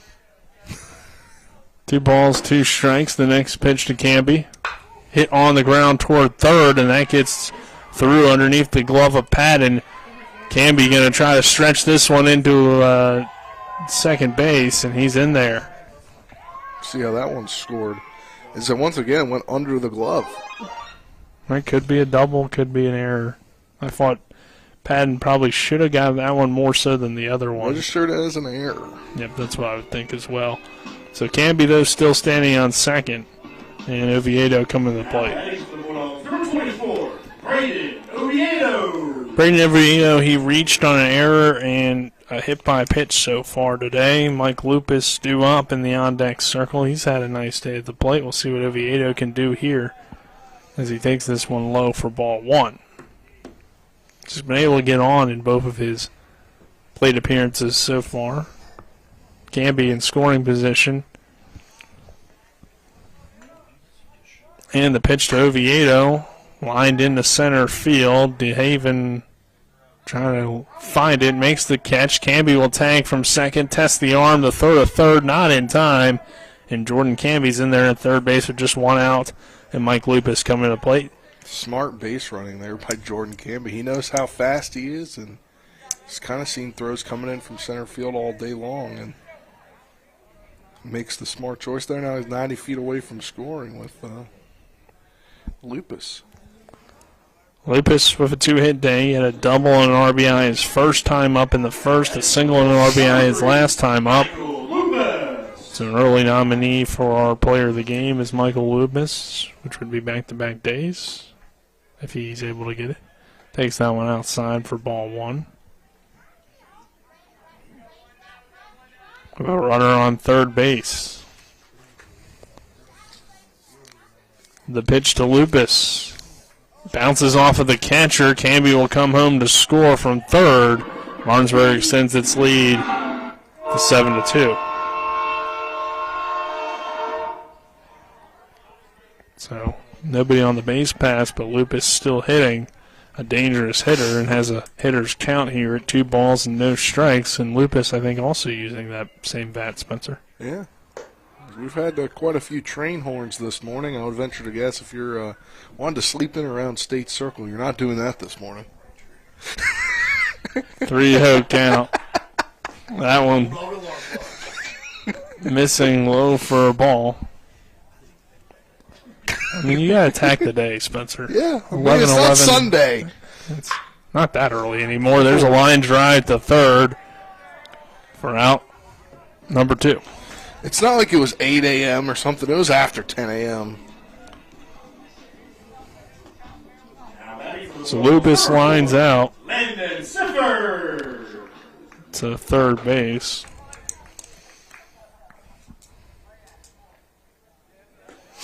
Here's a breaking ball for a called strike. Sifford came up big his last time with an RBI single. Yeah, it scored Oviedo. This one missing high for a ball.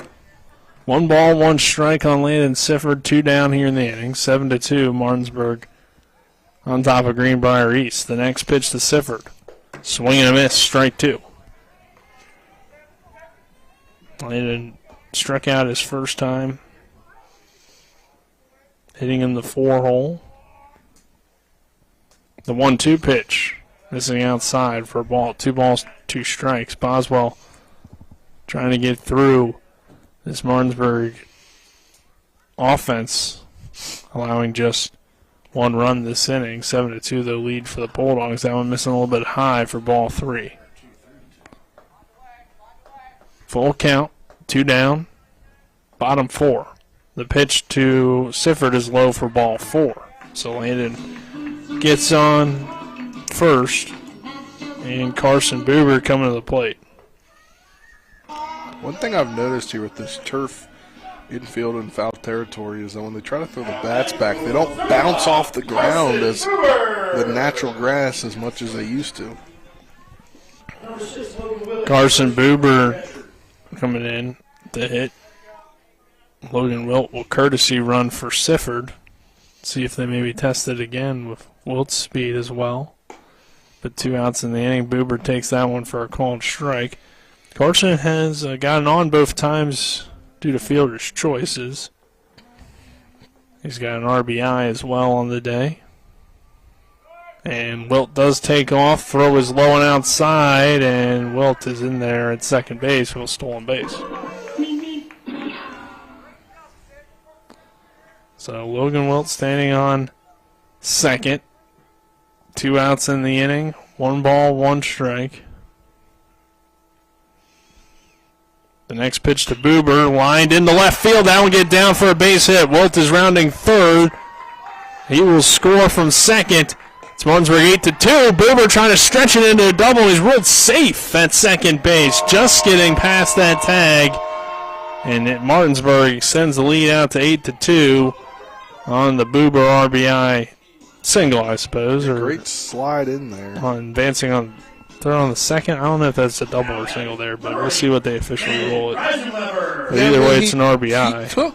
Yeah, it's a double. They're rolling a double. He rounded and he went before the throw came in. Yeah. Go with my initial thought there.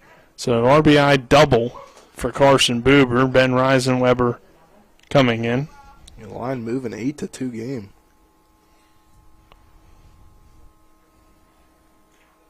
Next pitch, breaking ball in there for a ball. 4 runs away from Martinsburg can score 4. You can end this thing after 4.5. Yeah, we'll have to wait and see how this one plays out. The next pitch to Reisenweber, another breaking ball, but missing inside for a ball. 2 balls, 1 strike. Seems like Martinsburg so far as the season's gone along has gotten a little bit better at getting men on and keeping them on with 2 outs. This one a called strike 2. 2-2 count here on Ben Reisenweber. He's grounded out and reached on an error so far. The pitch to Reisenweber just fouled away. So Buber standing on second base with the RBI double. And really I think the key here, Spencer, I mean, we've seen more guys at the bottom order producing, but all these guys are starting to heat up at the top. And there's a swing and a miss for strike 3 on Reisenweber. So he strikes out, and we head to the 5th with Martinsburg leading 8-2 over Greenbrier East. This is West Virginia High School Baseball on Talk Radio WRNR and TV 10. With 4 new car dealerships and 4 used car dealerships in 3 states, Parsons is the largest used car and fastest growing new car dealer in the tri-state area. Take Parsons Ford with huge savings on hundreds of new Fords, financing from 0%, Parsons' goal of financing for all, and Parsons' famous above-market trade-in allowances that help make Parsons #1 for used cars too. See why so many won't buy anywhere but Parsons Ford in Martinsburg. We became #1 by making you #1 first. Parsons. I pre-planned my funeral to make it easier on my family. They were relieved to know I'll get just what I want. My family actually thanked me for taking matters into my own hands. Turns out having this awkward conversation wasn't awkward at all. Pre-planning is my choice. There are certain things about me my family may not know. Now they won't need to guess. The choices are yours. The peace of mind is theirs. Pre-plan your funeral with Brown Funeral Homes and everything will be taken care of. Find out more online at brownfuneralhomeswv.com. Brown Funeral Homes, here for you. We welcome you back here to P.O. Faulkner Park. Nick Verzolini, Spencer Dupuis, happy to have you with us. We're happy that Dylan is still with us. Of course he is. As he just reenacted what happened. He walked in here and reenacted what happened. Dylan is tough. He is tough. Tough as nails. You would have taken that and just kept going. Dylan Bishop on camera and Braden Schaffner as well. Back in the studio, Colin McLaughlin. 8-2. Bulldogs on top of Greenbrier East. And the Spartans coming to the plate here with Boswell to lead things off. Kind of middle of the order here. 4, 5, 6 hitters due up. And Boswell gets a good piece of this one out toward right field. Charging in is Clement in foul territory. He dives, but he can't make the play. He nearly made the play. That's the football speed coming into play. And he lost his hat there. I didn't know if he was hurt for a moment. Right, I wasn't sure either. It looked like he bounced up pretty quickly, but then I saw like him kind of go back down, but I couldn't really see if that was him going down to pick up his hat or going down because he was injured, but luckily it was just to pick up the hat. So just a long strike here for Boswell. And then the next pitch to him is inside and hit by a pitch, another hit batter.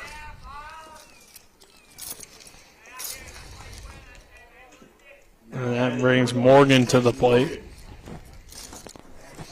So far, a strikeout and a single for him.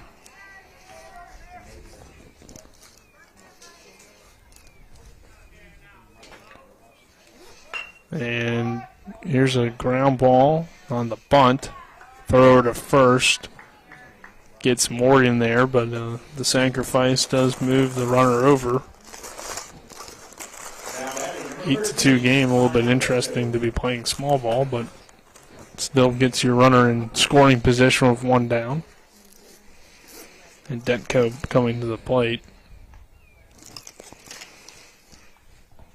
That one taken for a called strike.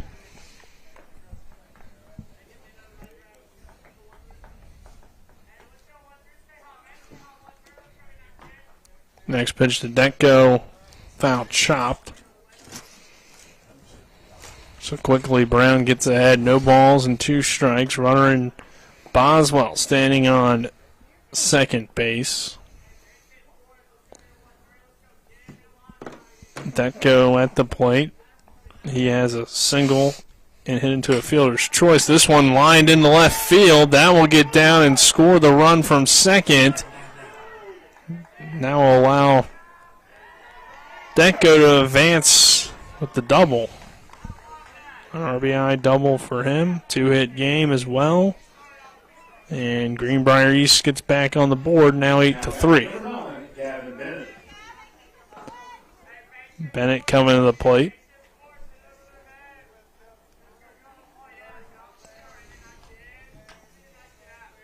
Pitch to Bennett. Swing and a miss. Strike one. Jameer Brown getting the velocity up appears.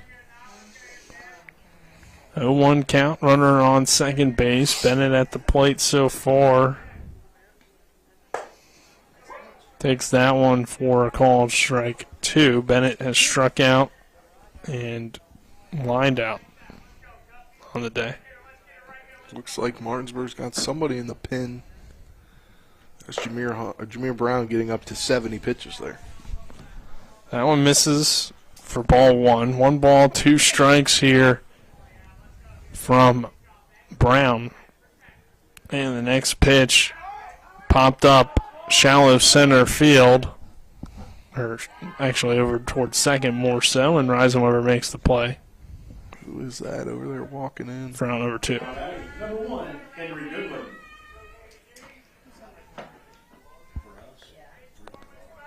Looks like Rubenthal was warming in the pen coming back out of the dugout. 2 down here, and that one runs in and hits the batter there in Godwin. You could just tell how much Jameer Brown didn't want that to hit. You saw his reaction if you're watching on TV 10. Yeah, I mean, 2 outs in the inning, you don't really want to extend things anymore. But another hit by a pitch. The Haven has been hit twice. Yeah, and I think they're just trying to get Jameer through the inning. Next pitch fouled away. Hasn't had his best control, but has kept his team in it, and obviously his offense has picked them up as well. Yeah, 5 strikeouts, 2 walks, 3 earned runs, 3 hits. 75 pitches coming up here. But he's hit 7 batters so far today of the 26 he's faced. Next pitch, that one runs in and hits the Haven.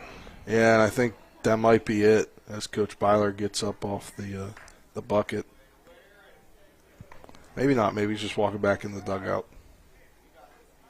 Bases loaded for the Spartans. Back to the top of the order in Klein. The Haven has been hit all 3 times he's come to the plate. Looks like he just walked back in the dugout. Trying to get through the inning. Pitch from Brown, swing and a miss, strike 1. And now Jameer appears to be injured. Landed kind of awkwardly on his ankle, I believe. On his plant foot. And that will bring the Bulldogs out of the dugout, and this does not look good. So let's go ahead and take a 60-second break and kind of see from there the status of Jameer Brown. This is West Virginia High School Baseball on Talk Radio WRNR and TV 10. Bulldogs 8, Greenbrier East 3. Hi, Crescia Hornby here. Larry DeMarco, broker of Modern Realty Results, believes he has some of the best real estate agents in the Eastern Panhandle. Agents at Modern Realty Results have years of experience and knowledge of the local real estate market. Agents within the office work as a team to provide quality customer service. We strive to always ensure client satisfaction through handling every transaction with honesty and integrity, all while offering competitive rates. Modern Realty Results is veteran-owned and managed. Please call us at 262-4222, modernrealtyresults.com.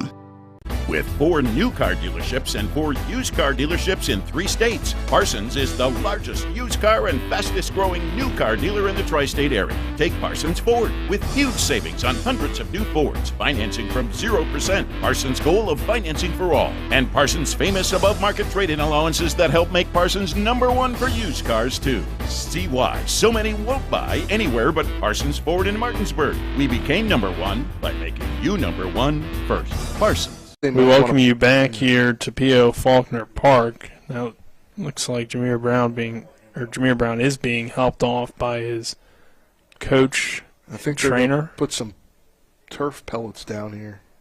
I think what happened was from what I got a chance to look at, he kind of, when he came down off his plant foot, looked as if he rolled his ankle coming down, like there's not enough pellets in there. It gets close there with the pellets. They were talking about the maintenance they have to do to the mound, and it's kind of like the seams are there, and it's not deep. Like you can feel when it starts to get low, and that might have been the problem. Might be a low spot in the turf. So we'll see, but either way, that looks like we'll have a pitching change. Yeah, we might have got one here soon anyway, but unfortunately you have the injury there. You never want to see that for Jameer Brown, but it looks like it'll be Owen Rubenthal coming on. Our pitching changes are brought to you by Smallwood and Small Insurance in Martinsburg, your total insurance solution at 121 Administrative Drive.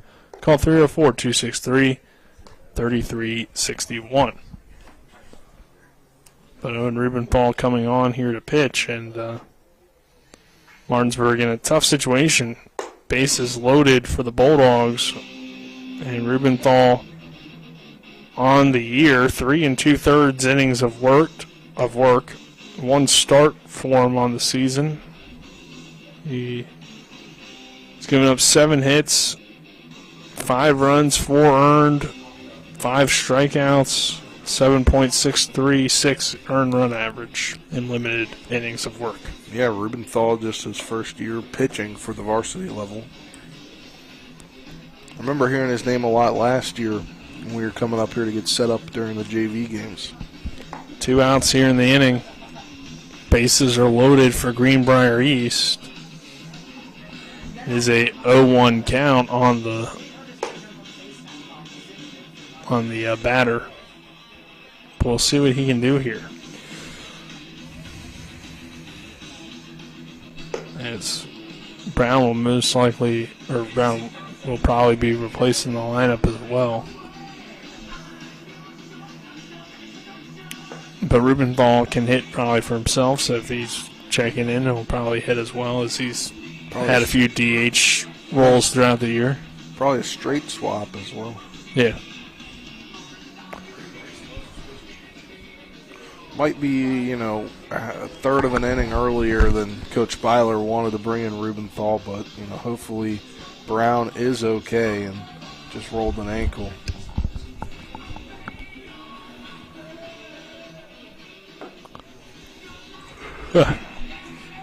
So bases are loaded here for Greenbrier East.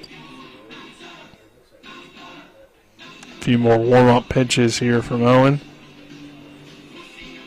And then we'll pick up where we left off. 0-1 count, 2 down.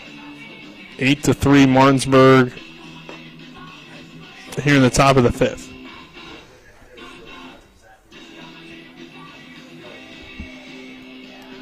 Nick Verzolini alongside me, Spencer Dupuis, here on this Saturday doubleheader between Martinsburg and Greenbrier East.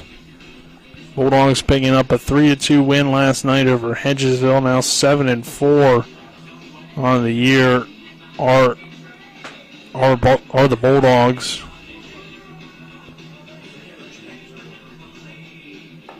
have won 3 of their last 4 games. The one loss coming to Allegheny, a 6-2 loss for Martinsburg, looking to take 2 here against Greenbrier East before heading to the Mingo Bank Classic in Myrtle Beach, South Carolina, where they'll get to play all sorts of different talents. But bases are loaded here for Greenbrier East, an 0-1 count. You mentioned all sorts of talents, but to play a West Virginia team during things down there.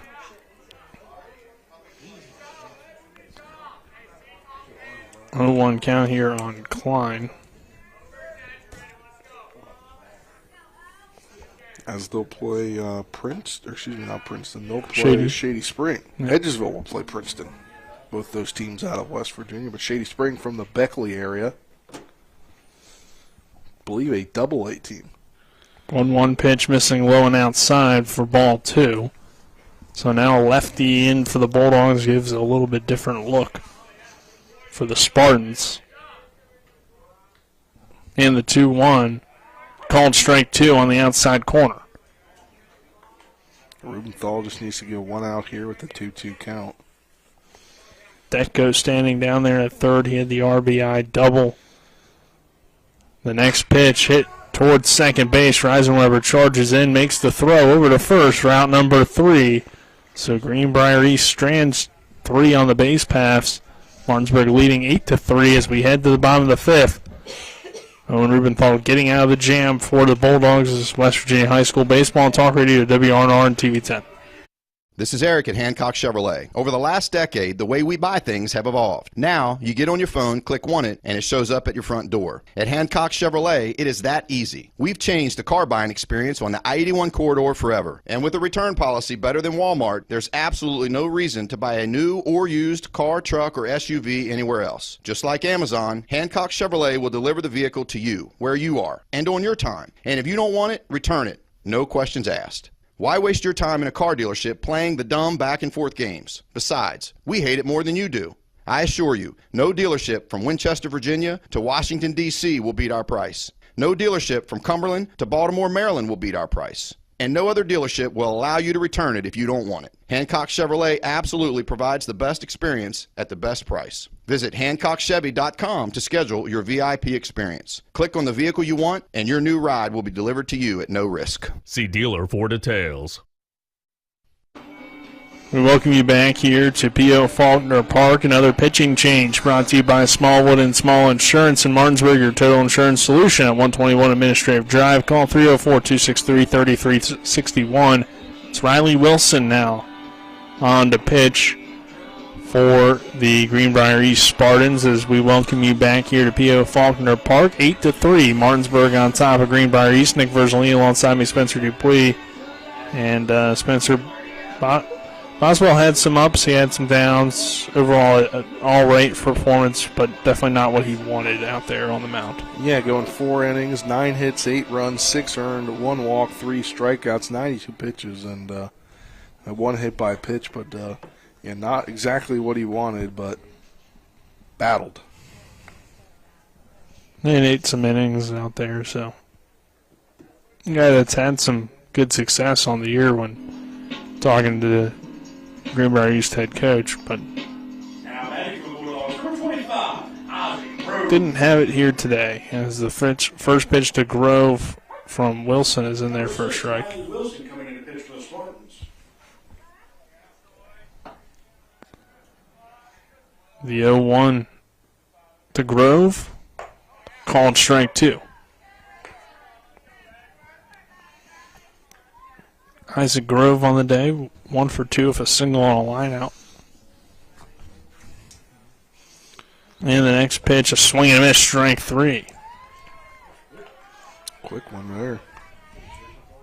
So this will be Owen Rubenthal pitching, or now doing the pitching and coming in to hit, as well as Jameer Brown. Owen Rubenthal. Left with an injury. Pitch here missing outside for ball 1.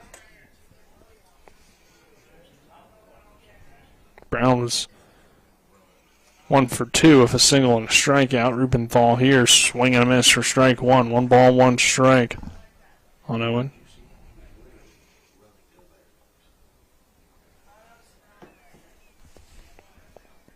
One with 1 out. The next pitch is lined into right field. That gets down for a base hit. Could be more. Rubenthal makes his turn, sprinting towards second base and sliding in with a double for Owen Rubenthal. Yeah, he hesitated there, but he decided to come back in. And you look at Riley Wilson. He last pitched Tuesday in their 12-2 loss to the Allegheny Mountaineers, I believe out of PA. He pitched 2 innings, 2 hits, 5 runs, 2 were earned, 3 walks, and a strikeout on 59 pitches. And he's looking to go 2 innings in this one. Murphy Clement to the plate. He flew out his last time and was out the first time on an interference call. So runner on second base with 1 out here in the inning.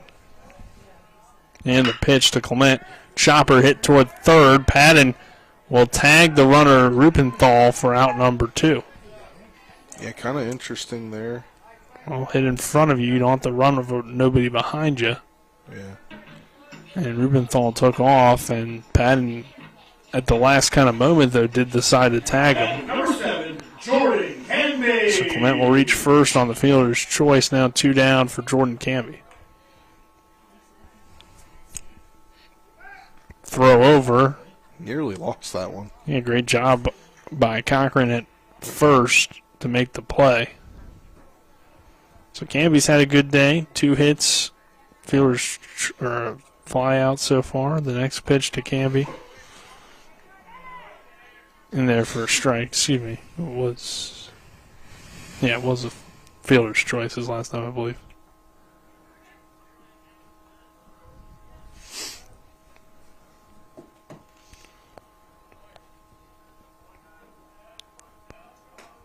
Next pitch to Canby, low and outside for a ball. 1 ball, 1 strike. Runner on first is Murphy Clement. 2 down in the inning. 8-3, Bulldogs on top.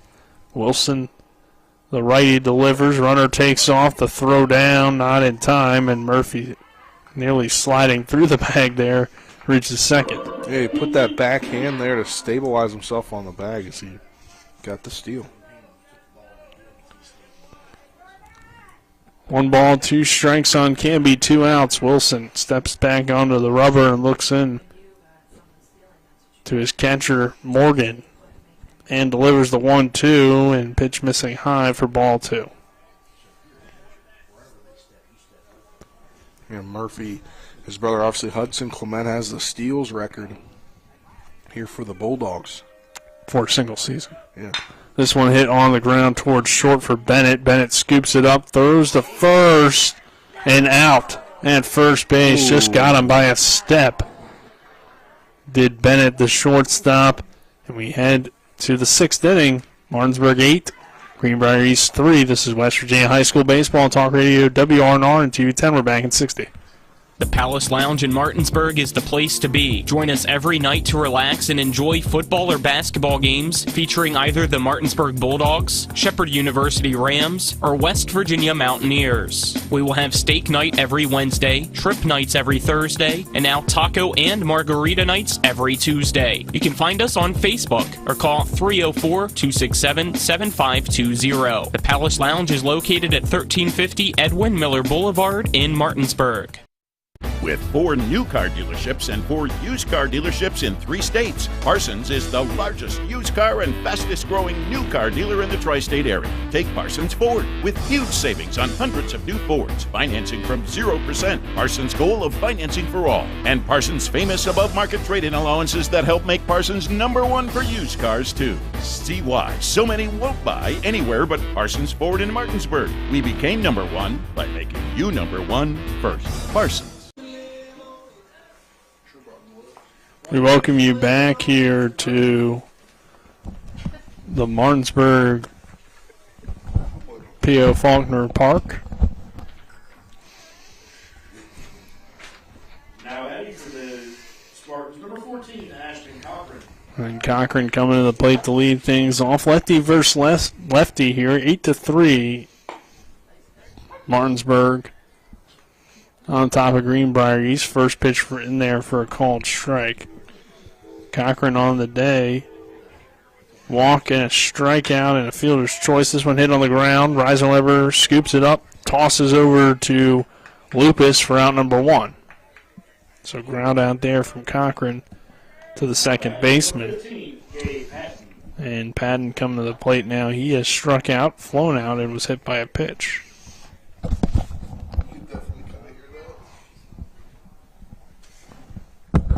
Next one missing outside for a ball. 1-0 count.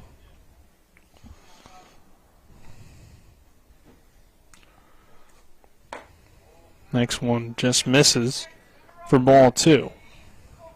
Yeah, the Spartans now down to their final 5 outs here in the first game. Swing and a miss. Strike 1 on Patton. Of this double dip. Patton, the third baseman, fights that one off, but hit into field of play. The throw from Buber in time for out number 2. So back-to-back ground outs to begin this inning. And that will bring Boswell to the plate. As he is hitting for the pitcher Wilson now at this point. I think every player on this Greenbrier East team is rocking the stirrups today. Seems to maybe be the coaches. Could be your required uniform. Interesting that they would require that. I mean, everybody's doing it, so. That's true. Even the coaches, so. Might be the look. 1-0 pitch. Pitch missing outside for ball 2. 2 down here in the inning. Pair of groundouts to begin things here in the 6th from Cochran and Patton. This one popped up and hits the netting for a strike on the foul. Boswell hit by a pitch, a ground out, and hit by another pitch. First one, he was hit by a pitch with the bases loaded. He takes that one for a strike. So 2 balls, 2 strikes. Rubenthal working his way back to an even count. The 2-2 hit on the ground towards short. Buber picks it up. but on the transition from the glove to the arm, or the hand, I should say, can't quite make the throw, so Boswell will reach first base. Kind of a tough play there as he was charging in. I was going to say, it was going to be a tough play no matter what. I think potentially it might have been a close one either way. Morgan coming to the plate. Strikeout, single, and a sacrifice today for the catcher. Here's the pitch. High and outside for ball one.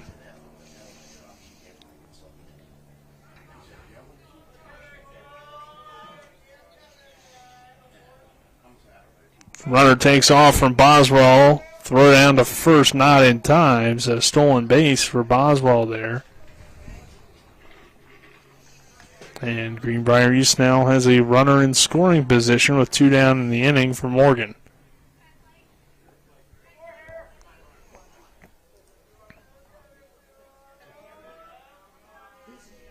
They're going to give Boswell a hit there on that last one, so it was definitely a tough play for Carson Buber. So infield single and now runner on second base. 2 balls, 1 strike, 2 down. Rubenthal Jackson just misses for ball 3. 3-1 count here on Morgan, the catcher. If you can get him on, Detko coming to the plate, and he's had a good day. Pair of hits and an RBI. This one hit towards center field. It bounces in for a base hit. Canby, though, right there to throw it in time and keep the runner on second base. Yeah, but this game will continue. Or excuse me, this inning will continue. I was confused. I was like, the game's continuing. I meant like this inning will continue. You didn't get him out. Well, we've still got 2 outs here. All right, Detko has been a hot bat today. He takes a first pitch hack at this one. Popped up. Catcher Sifford trying to chase it down, but it heads out of play. I thought it was going to hit the roof. 0-1 count. Runners on first and second. Boswell over there at second base. And Morgan at first after he got on with the single to center field. Detko takes this one for a ball. 1 ball, 1 strike. Detko, fielder's choice, a single, a double, and an RBI. 2 down here in the inning, 8-3. Martinsburg on top of the 6th. The next pitch. Lined into center field. Diving and making the catch is Jordan Canby in center. An excellent play to end the inning. We head to the bottom of the 6th. Bulldogs trying to extend their lead and pad on some insurance runs. So we head to the bottom of the 6th inning. This is West Virginia High School Baseball on Talk Radio WRNR and TV 10. Looking for some nightlife? Then look no further. Laddie's Bar & Grill has a full bar and kitchen, pool table, and entertainment with great food at affordable prices. You can dine in or carry out by calling us at 304-263-5233. Laddie's is open Monday through Saturdays from 8 a.m. to 3 a.m. and Sundays from 10 a.m. to 3 a.m. We serve breakfast all day long, and our lunch and dinner specials are posted every day on our Facebook page. So stop on in to Laddie's Bar & Grill, located at 107 Lutz Avenue in Martinsburg. The Honda HR-V, CR-V, Pilot, Passport, and Ridgeline. They all have one thing in common. They never back off from a challenge. Available with all-wheel drive, the Honda SUV lineup has the performance you can count on and the capability to amaze. It's no wonder Kelley Blue Book's KBB.com named Honda the 2022 Best Value brand. CMA's Honda of Winchester, 3985 Valley Pike. CMA, moving lives forward. Based on 2022 brand image awards from Kelley Blue Book, visit KBB.com for more information. 8-3, Martinsburg on top of Greenbrier East. Oviedo to lead things off here to begin the bottom of the 6th inning. It's Oviedo, Lupus, Sifford. 2-3-4 hitters due up for the Bulldogs. Oviedo on the day reached on error and a hit by pitch, hit into a sacrifice as well. Wilson remains the pitcher. Riley Wilson on the mound in relief of Boswell out there. The pitch from Wilson is taken right down the middle for strike one. Yeah, and barring a big comeback by the Spartans, this is the last time the Bulldogs going to hit in this game. The next pitch to Oviedo. This one hit hard. Left center field, and rolling over, making the play is Klein for out number one. So Oviedo flies out to left field here to begin the sixth for the Bulldogs, bottom of the sixth. Mike Lupus coming to the plate. Single RBI, double RBI, and a line out so far today. The pitch to Lupus just fouled away.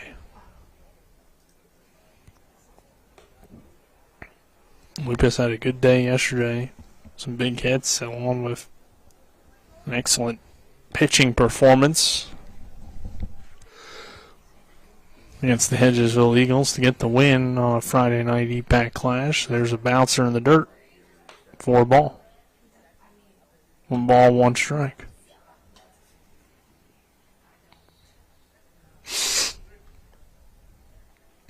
The 1-1 pitch. Low for ball 2.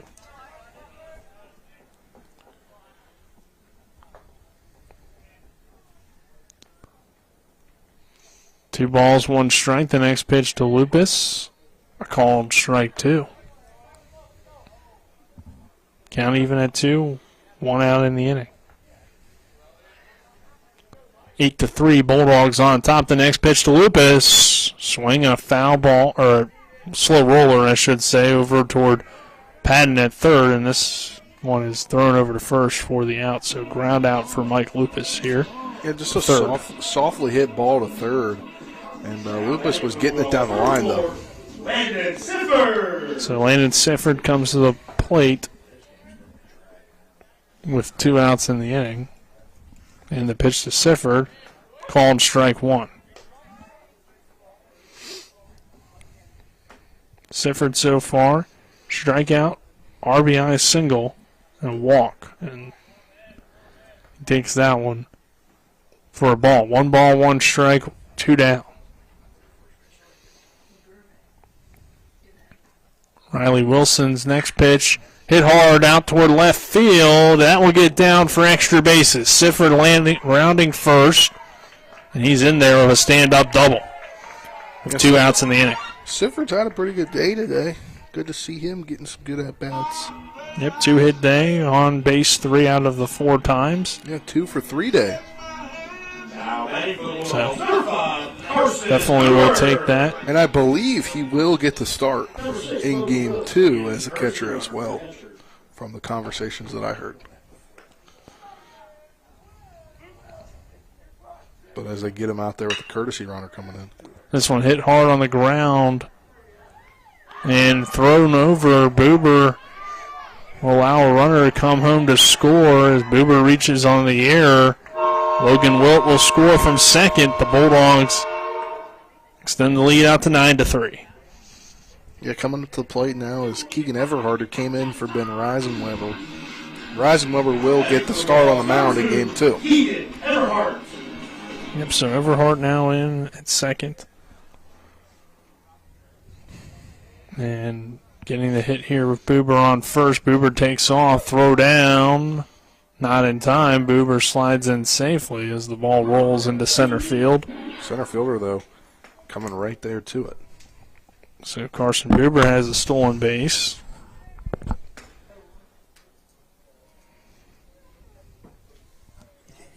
Boober has reached base in every at-bat. Trip Tobin tuning in.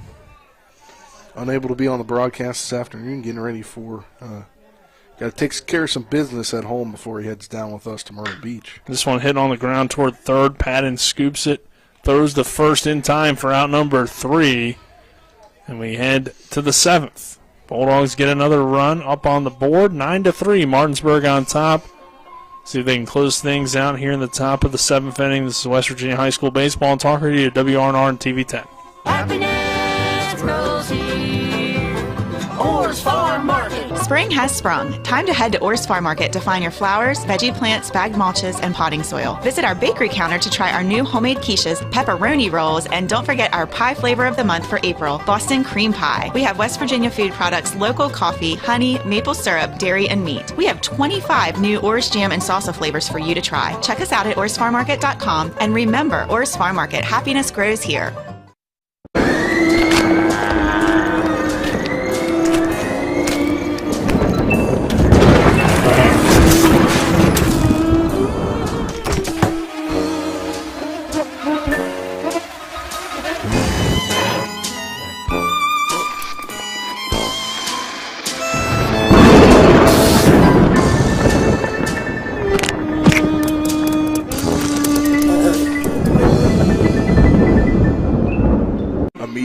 Welcome you back to P.O. Faulkner Park. Nick Talking about Versalini. Broadcast logistics here for Game 2.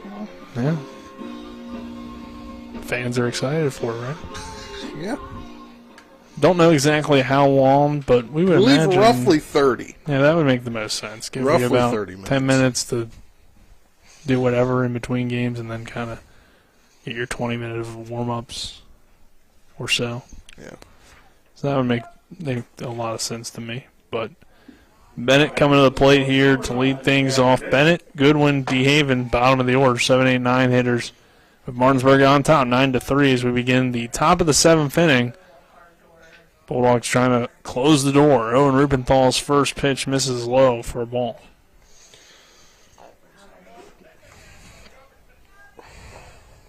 Yeah, they're down to their final 3 outs here. The 1-0, swing and a miss. Strike one. Standing up, you get a better vantage point of these pitches than you do sitting down necessarily. And Rubenthal's got some run on his pitches. You start standing all the time? I don't know. I just noticed standing up, I was getting tired of sitting down. Well, pitch misses low for ball 2. 2 balls, 1 strike. The next pitch hit on the ground towards short, and Boober can't scoop it. Yeah, Lupus was trying to scoop it. He came up kind of in front of him. Yeah, Coach I think Byler's that threw doing him some off. coaching over there. I think Coach Byler trying to say, hey, that's got to be Boober's ball. Well, that's kind of what happens when you have 2 shortstops playing on the same side of the infield. same side of the infield. You know, Oviedo, his nature is just to go over and play everything. I meant Oviedo, not Lupus. Lupus is on first. Right. But he here. does play third, though. He does, yes. Swing and miss, strike one. But every time he pitches that they play a day afterwards, they'll put him at first and not have to throw over. Well, also, Jameer Brown was pitching today. That kind of usually works out. This one hit on the ground, foul. Coach Buzzy Jackson almost got the scoop there. He didn't, though.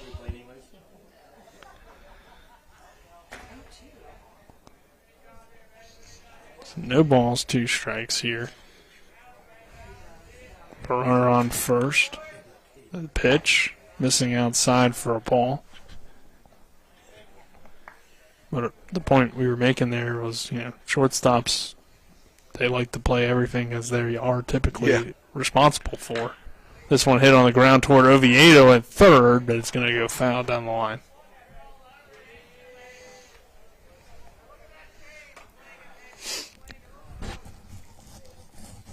One ball, 2 strikes here on Wilson. Hitting. For runner on first base. Wilson. And a throw over just to check the runner. Down there at first. In Bennett.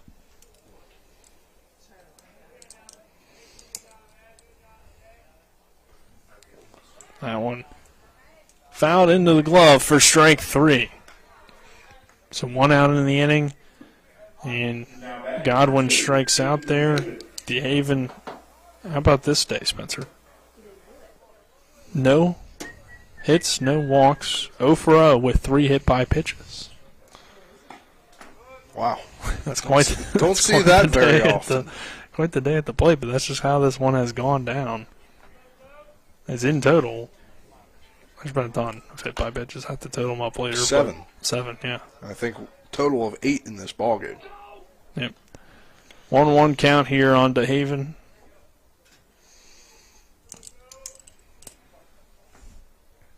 Stands in with a runner on first base. Another throw over to just keep Bennett close over there by Rubenthal. 1-1 count here, one down, 9-3. Bulldogs on top of the seventh inning. The next pitch misses outside for a ball. 2 balls, 1 strike.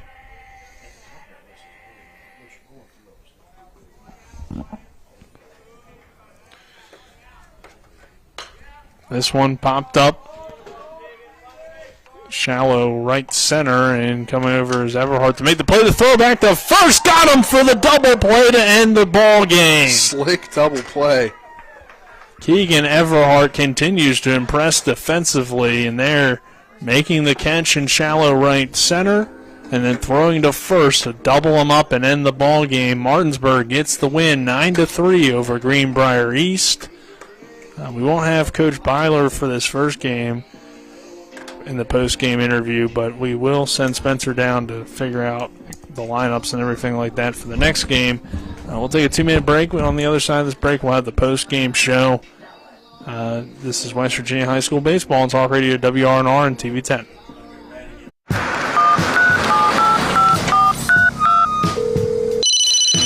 Hello? We're here again 3 times in the past 2 days. You're where? Bechtel Jewelers. Look. Can Mom hear you? No, she's in a diamond coma.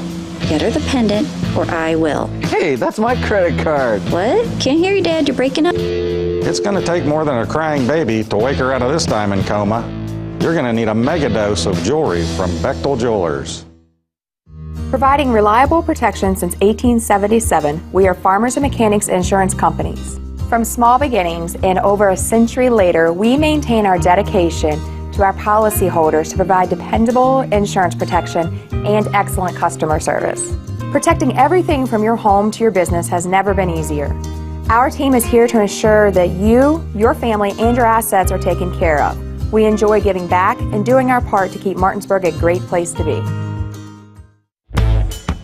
Jambo Construction and Fencing Company, LLC is a veteran-owned and operated company right here in the Eastern Panhandle, West Virginia that specializes in decks, fencing, and hardscaping. Find us on Facebook at Jambo Construction and Fencing to see more of the projects we've completed. For a free estimate, you can call Bo Bartley at 304-268-5452 or Jamie Gall at 304-279-5053. We are licensed and insured in the state of West Virginia, and as Martinsburg alums, we say, Go Bulldogs. The game may be over, but don't go away just yet. We've got a complete game recap, analysis, stats, the player of the game, and we'll prepare you for our next broadcast.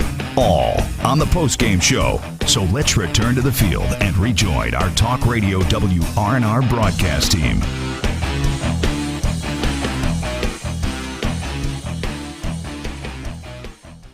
Martinsburg wins 9-3 over the Greenbrier East Spartans. Bulldogs improved to 8-4 on the year with the win over Greenbrier East.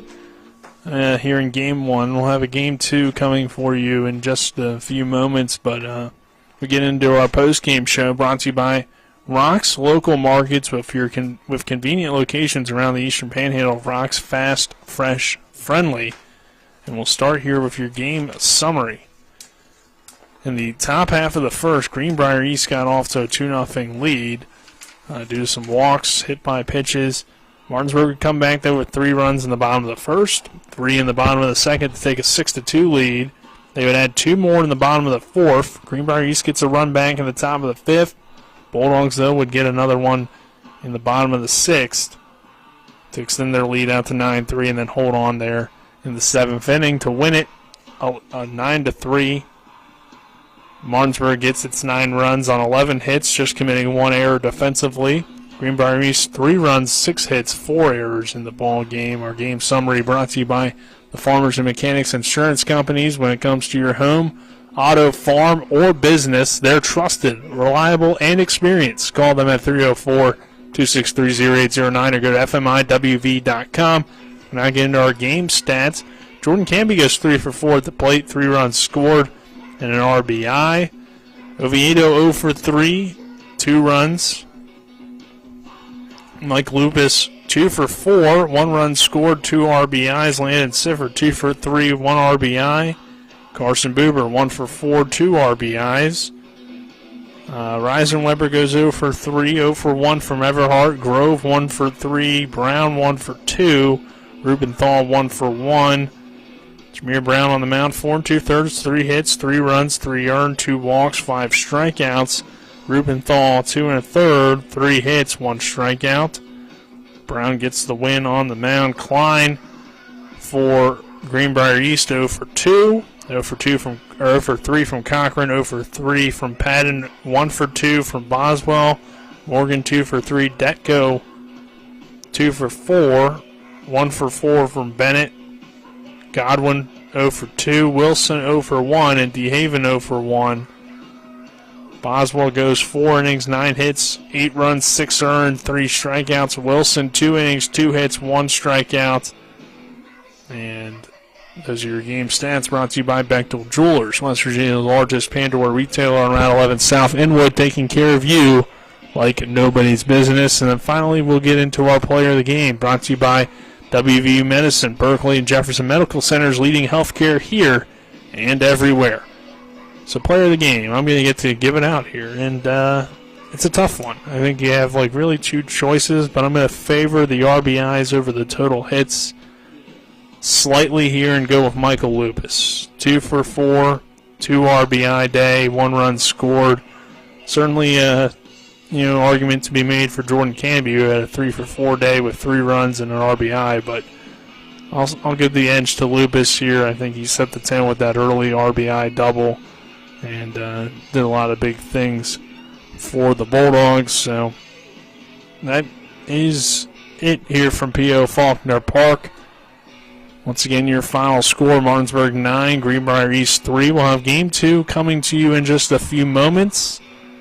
So stay tuned and keep it locked on social media as well. But for Colin McLaughlin back in the studio, Dylan Bishop, Braden Schaffner, Spencer Dupuis, I'm Nick Verzolini saying so long here from P.O. Faulkner Park, and we'll see you in about 30 minutes or so. This is West Virginia High School Baseball on Talk Radio, WRNR and TV 10.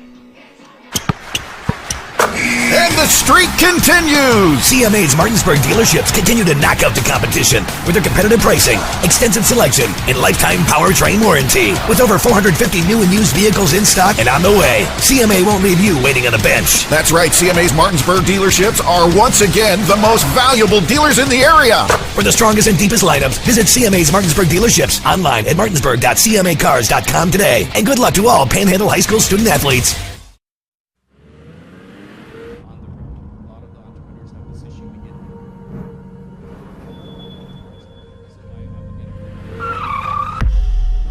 You've been in an accident.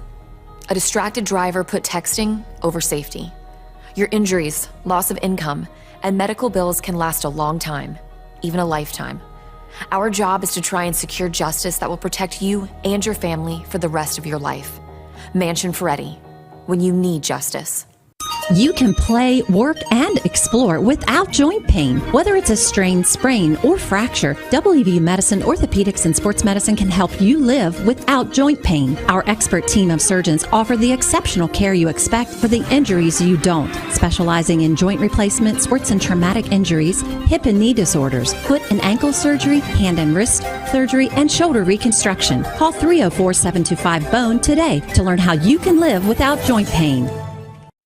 Not sure where to go or who to trust with your flooring project? And start with Trips Flooring, proudly serving the area for more than 25 years, specializing in floor sanding and refinishing, along with installation of new flooring, including hardwood, tile, vinyl, laminate, carpet, and the hottest trend in flooring, luxury vinyl, tile, and luxury vinyl plank. Are you on a budget? Check out their warehouse, cash and carry, or call 304-229-7009, or visit them online at tripsfloorsanding.com.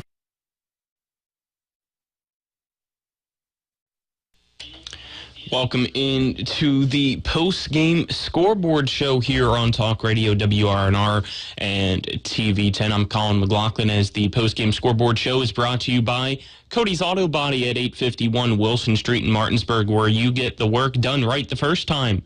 Call them at 304-901-4777 or visit their Facebook page. The Martinsburg Bulldogs get the win in Game 1 of today's doubleheader over Greenbrier East by a final score of 9-3. Let's look at some other games taking place today for the Eastern Panhandle. Looks like at noon in baseball, you got Spring Mills at Philip Barber. Also going on at 1:30, Musselman will be taking on Lincoln at Elkins High School. Then they'll play Elkins at 4:30, and 3 p.m. is the other scheduled game for Spring Mills against Philip Barber. So Spring Mills has a traditional double header for the Cardinals, and then for Musselman it is a mixer for them. On the softball diamond at 1 o'clock this afternoon, Hedgesville is at Bridgeport, and then should already be underway. They take on Wheeling Park right now as we speak. Let's now go over to ESPN as the Masters currently underway after round 2 was delayed yesterday due to some weather and some fallen trees. Round 3 getting underway now, as a few people already teed off, as the cut was at +3, which meant that Tiger Woods just barely made the cut. He will tee off at 1:06, but currently in the lead, also teeing off at 1:06 p.m. is Brooks Koepka. He is 12 under. Right behind him, John Ram at 10 under. Sam Bennett, an amateur, still in third. He is shooting 8 under. Victor Hovland and Colin Morikawa tied for 4th at 6 under.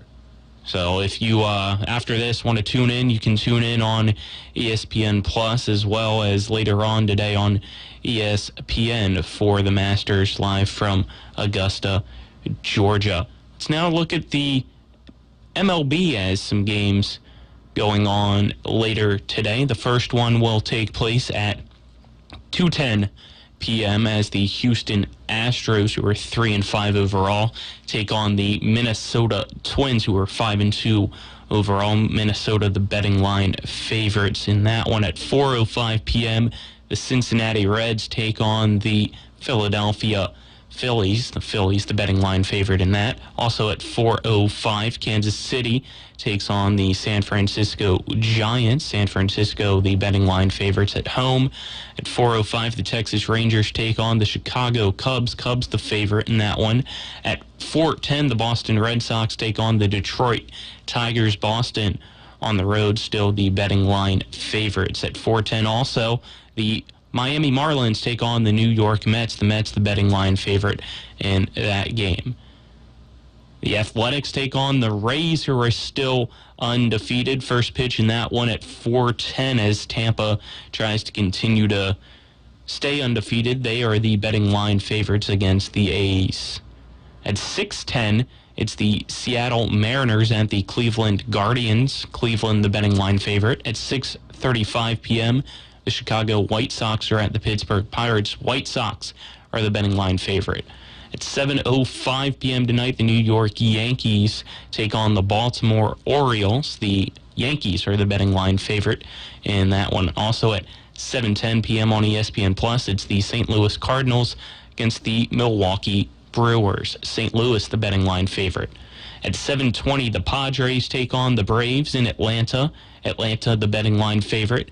At 8:10 p.m., the Dodgers take on the Diamondbacks. The Dodgers, betting line favorite in that one.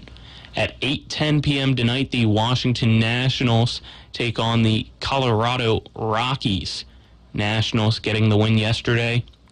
Colorado, the betting line favorite today. You can hear that right here on Talk Radio WRNR and 106.5 FM, 740 AM are our stations for that, for the Washington Nationals radio network. Again, first pitch at 8:10 p.m. And then at 9:07 p.m. tonight in Major League Baseball, the Toronto Blue Jays take on the L.A. Angels of Anaheim. The Angels, the betting line favorites in that one. So I'm going to sign off now here for our post-game show brought to you by Cody's Auto Body, and switch streams for those tuned in on YouTube. for game number 2, so you'll have to look for a new stream on our WRNR TV YouTube page for that. But for the radio side, we'll have some few commercials. Just got to get our sponsors in between games, and for TV10 as well, so don't go anywhere, as first pitch right now scheduled for Game 2 between Greenbrier East and Martinsburg at 12:30 p.m. as the Bulldogs get the win over the Spartans in Game 1, 9-3.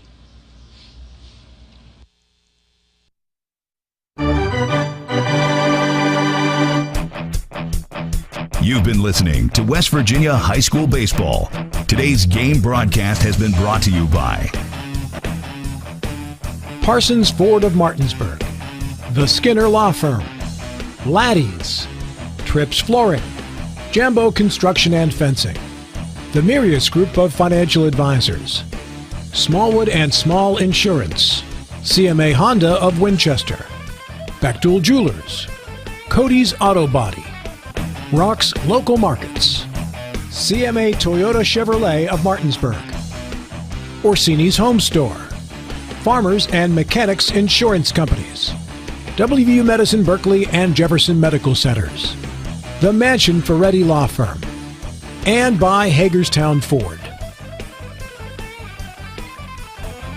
For the continued excitement of high school, college, and Major League Baseball, keep it tuned to FM 106.5, AM 740, Comcast Cable Channel 10, and online talkradio WRNR.com. All rights reserved.